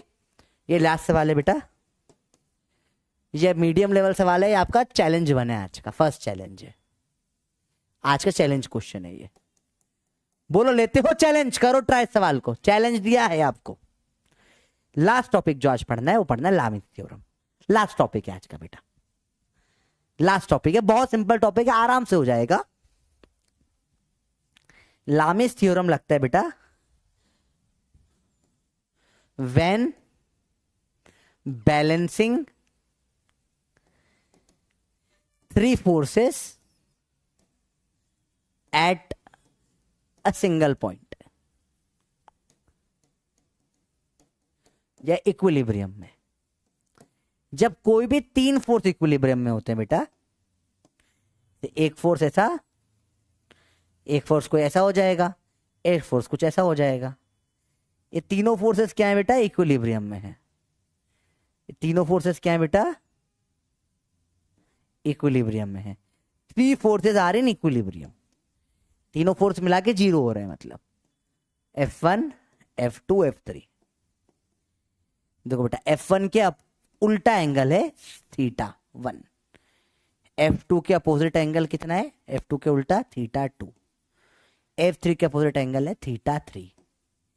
इस केस में लामिस लगाते हैं। लामिस थ्योरम बोलती है इफ इक्विलिब्रियम, बेटा नोट करो साथ में, इफ इक्विलिब्रियम देन, इक्यू मतलब इक्विलिब्रियम होता है, देन F1 अपॉन में साइन θ1 बराबर F2 अपॉन में साइन θ2 बराबर F3 अपॉन में साइन θ3 होता है। ये होती है लामिस थ्योरम। और इसमें साइन थीटा की वैल्यू बहुत इंपॉर्टेंट होती है, याद रखना। साइन 120 बराबर साइन 60 बराबर कितना होता है बेटा, √3/2 होता है। साइन 150 साइन 30 के बराबर होता है 1/2। ये काम आता है इसमें बेटा वैल्यूज। साइन 135 साइन ऑफ कितना होता है 45 1/√2 या ½ के बराबर होता है। ये याद रखना बेटा, याद रखना चीज है, ठीक है। साइन 37 3/5 है, साइन 53 4/5 है, साइन 91 होता है। ये सब इसमें लगने वाली वैल्यूज है, सब वैल्यूज इसमें आज यूज में आएगी, इसमें यूज में आती है। इसे बोलते हैं लामिस थ्योरम बेटा। क्या बोलते हैं इसको बेटा, लामिस थ्योरम। क्या ये नोट कर लिया बेटा, सिर्फ 1-2 सवाल करके छुट्टी कर रहा हूं मैं आपकी। थोड़ा सा 5 मिनट और लूंगा, बस 5 मिनट लूंगा, ज्यादा टाइम नहीं लूंगा, ओनली 5 मिनट। क्योंकि इसके ऊपर 8-10 सवाल मैं लाया हूं आपके होमवर्क के लिए, पर वो नहीं करोगे तो फिर पूरा छूट जाएगा। इक्विलिब्रियम खत्म ही कर लेते हैं ना, लामिस लास्ट टॉपिक है इक्विलिब्रियम का। नेक्स्ट क्लास है एक्सेलरेशन स्टार्ट कर देंगे, ठीक है। ठीक है, ये बेसिक मैथ्स से सब पढ़ा रखे। आप समझे बेसिक मैथ्स में क्यों पढ़ाते हैं सब चीजों की, काम आती है बेटा, इसलिए कराते हैं। अब जिसने बेसिक मैथ्स पढ़ते ही नहीं है तो फिर प्रॉब्लम आती है, डायरेक्ट रटना पड़ता है। जैसे जिन लोगों ने बेसिक मैथ्स नहीं पढ़ा उनको अभी याद करनी पड़ेगी। बेसिक मैथ्स वाले 1 सेकंड में निकाल देंगे वैल्यूज, ठीक है। सवाल से आया बेटा, अब बोला कि ये देखो अब mass of 10 kg suspended by rod 2.8 metre from a ceiling, ऐसे ये कुछ सस्पेंड कर दिया भैया। Force of 98 newton is applied to mid point, ऐसे 98 से इधर खींच लिया। मतलब ऐसा है कि भैया समझो, ऐसा सवाल है, सवाल बहुत सिंपल है। जैसे ये मास है, समझो ये देखो, ये मास है, इसको से गोल घुमा के से फंसा देता हूँ अभी के लिए, देखो आराम से समझो। देखो ये मास ऐसा सस्पेंडेड था, देखो ऐसा सस्पेंडेड था, ऐसा मास सस्पेंडेड था, ठीक है। सस्पेंडेड दिख रहा है सबको बेटा, ये मास देखो सस्पेंडेड था। इस रस्सी को बीच से पकड़कर ऐसा कुछ सस्पेंडेड होगा यहाँ पे, देखो सस्पेंडेड है यहाँ पे, यहाँ से पकड़ के ऐसे 9 ऐसे खींचने लग गया मैं, ये बन गया, देखो जो चाहिए था बन गया। देखो बनते हुए दिख रहा है। अरे तू कहाँ से आ गया, हट। अरे वायरस भाव भैया, जाओ भैया। अरे देखो भाई क्या है, हटाओ हटो, हट, हट जाओ। हाँ दिखा बेटा आपको, यहाँ पे देखो, यहाँ पे सीधा है, जट से ऐसा आ गया। क्या लामिस दिखा, लामिस दिख रहा है आपको? तो देखो बेटा, तो आपको एक पॉइंट दिखना है जिसपे 3 फोर्स लग रहे हैं। इस पॉइंट पे 3 फोर्स दिख रहे हैं आपको, देखो इधर लग रहा है 98 न्यूटन, यहां टेंशन दे रखी है T0, नीचे दे रखी है टेंशन T1 जो 100 न्यूटन के बराबर होगी या 10 G के बराबर होगी। देखो ना, ये यहां पे डायरेक्ट कर दो, ये T1 है, नीचे 10 G है, T1 mg होता है ना, T1 बराबर 10 G। सिंपल सिंपल बात हो गई, ठीक है। हाँ भैया, tension is applied to mid point, ठीक है। अब देखे जरा, मिड पॉइंट का मतलब, ये तो बहुत गड़बड़ सवाल है यार, मिड पॉइंट पे कैसे लग सकती है? लेंथ इसकी 2.8 मीटर है ना? हाँ, अप्लाइड एट मिड पॉइंट, ठीक है, रस्सी के मिड पॉइंट पे फोर्स लगा दिया, ठीक है। The angle which the rope makes with the vertical equilibrium line is, आपको ये एंगल पूछ रहा है, ठीक है। देखो बेटा बहुत सिंपल सा गेम है, ये एंगल आपसे थीटा पूछा है इस भाई ने, कोई दिक्कत वाली बात नहीं। देखो बेटा सिंपल, ज़्यादा मुश्किल कुछ नहीं है, आपको सिर्फ लामीज खेलना है, ठीक है, आपको सिर्फ लामीज खेलना है। देखो ध्यान से देखो, लामीज कैसे खेलोगे आप इसमें, आपको बहुत सिंपल से बात है। ये पूरा एंगल कितना है बेटा? 90 प्लस थीटा, ठीक है, ओके।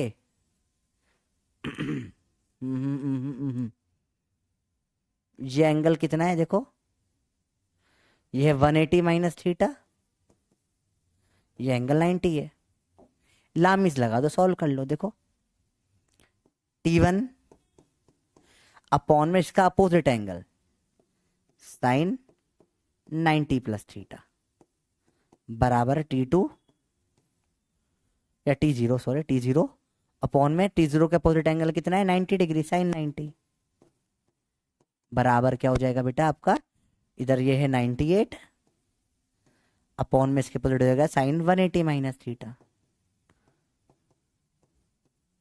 सिंपल सी बात है बेटा। देखो अब इसमें से कोई से भी आप सॉल्व कर सकते हो, जैसे आपको T1 की वैल्यू पता है और इसकी वैल्यू पता है, यहां से सॉल्व हो जाएगी चीजें, ठीक है। देखो T1 की वैल्यू कितनी है? 10 G, इसको आप 100 न्यूटन मान लो चाहो तो, 100 साइन 90 प्लस थीटा होता है कॉस थीटा बराबर 98 साइन 180 माइनस थीटा होता है sine theta, sine theta upon cos theta 10 theta हो जाएगा।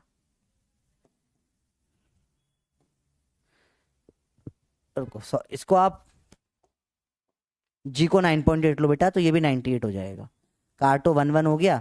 साइन थीटा बराबर कॉस थीटा कब होगा? 45 डिग्री पे। सवाल फिर से देखते हैं इसको बेटा, कुछ कुछ चीजें लगेगी सवाल में, फिर से देखो ध्यान से सवाल को, सवाल फिर से देखते हैं। देखो बेटा सवाल में सबसे पहले आपको समझना पड़ेगा, ये टेंशन T0 है, इधर टेंशन T1 है जो कि आपका 98 न्यूटन है, और ये भी 98 न्यूटन है। तो यहीं से एक तो समझ में आने लग गया होगा कि एग्जैक्ट बीच में होना चाहिए, 45 डिग्री होना चाहिए, थोड़ा सा हिंट तो यहीं से दिख गई होगी, बराबर बराबर है।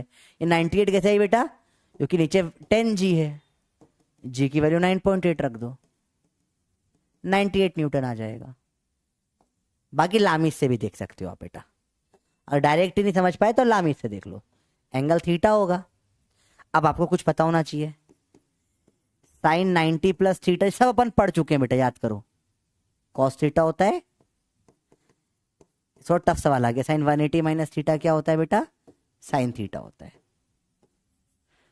आपको बस एंगल देखना आना चाहिए।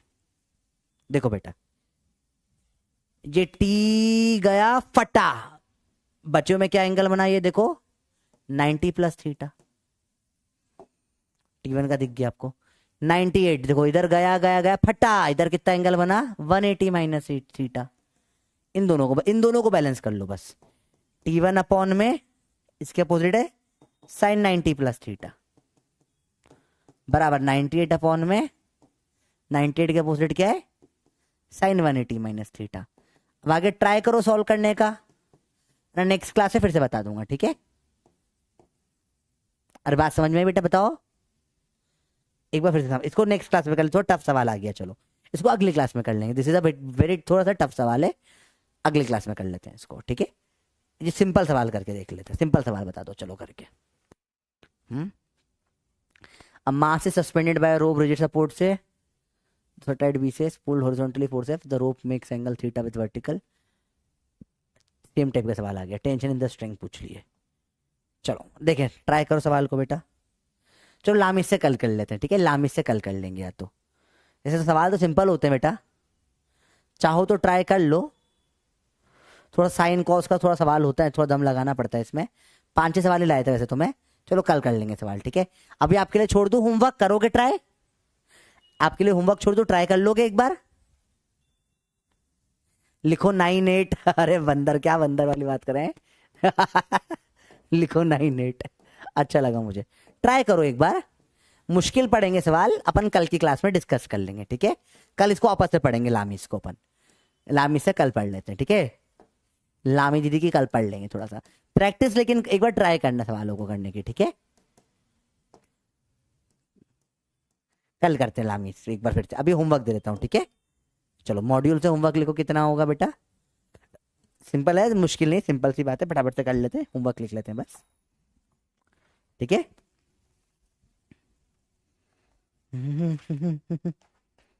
अभी कुछ दिनों से लग रहा है कि बगले बदले से हम हैं, हम क्लास में पढ़ते कम है, मस्ती करते, चलो स्पैमिंग करते हम हैं। चलो देखो ध्यान से।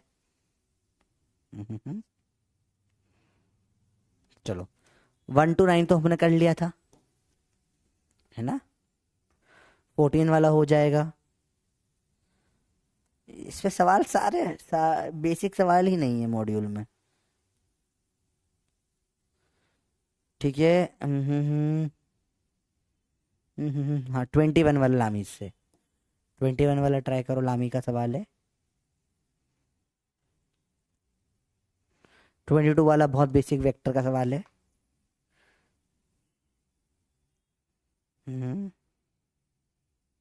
इतना करो बस, चलो सिंपल सवाल है तो मुश्किल कुछ नहीं होता है बेटा। Thank you very much. अच्छा मजा आया बेटा, आज के लेक्चर में बहुत डेप्थ में कंसेप्ट पढ़े, ठीक है। तो ये आज आराम से कंसेप्ट पढ़ो, है ना। एक चीज छोटी सी और आपको आज के लिए दूंगा करने के लिए बेटा। अब से क्लास में एक चीज और ऐड कर रहे हैं बेटा, देखो बस 1 मिनट दे दो, बस 1 मिनट बता रहा हूँ। एक चीज और ऐड हो रही है, NCERT laws of motion class 11।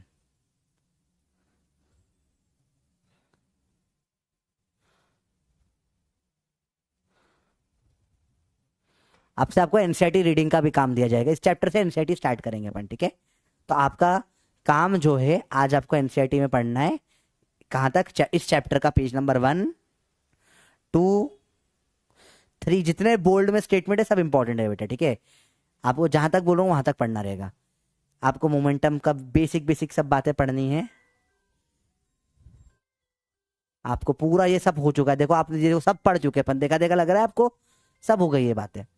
आपको पढ़ना है इसमें थर्ड लॉ भी हो जाता है।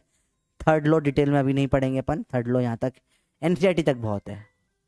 ये देखो बॉल वाले केसेस कल अपन ने करे थे लास्ट क्लास में, वही सब चीजें देखो दिख रहा है, सब हुआ बातें। अपन को देखो ये लामीस आ गया यहाँ पे, ठीक है। इक्विलिब्रियम ऑफ पार्टिकल आपको 5.8 के पहले तक पढ़ना है, ठीक है बेटा। आपको 11 पेजेस ऑफ एनसीईआरटी कंप्लीट करना है। बहुत छोटा सा है, दिखने में बड़ा लग रहा है, बहुत छोटा सा है बेटा, ठीक है। आप यहाँ पे लामीस के ऊपर सवाल स्टार्ट हुए, यहाँ तक ये डायग्राम देखना, इसके पहले तक का आप पढ़ सकते हो, ठीक है बेटा। इसके बाद फिर आगे अपन कल कर लेंगे। कॉमन फोर्सेस इन मैकेनिक्स, ये भी अपन ने जो पढ़, वही सब चीज़ें जो अपन ने पढ़ा है, अलग अलग फ्रिक्शन होता है, टेंशन होता है, सबकी बात करेंगे अपन आगे। यहाँ तक नहीं पढ़ना आपको, आपको सिर्फ यहाँ तक पढ़ना है, ठीक है। 8.5 से ऊपर 5.7 तक का पढ़ लेना, ठीक है बेटा, इतना पढ़ना है एनसीईआरटी बस। चलो बच्चों, बाय बाय, लव यू, मिलते हैं ना, ठीक है बेटा।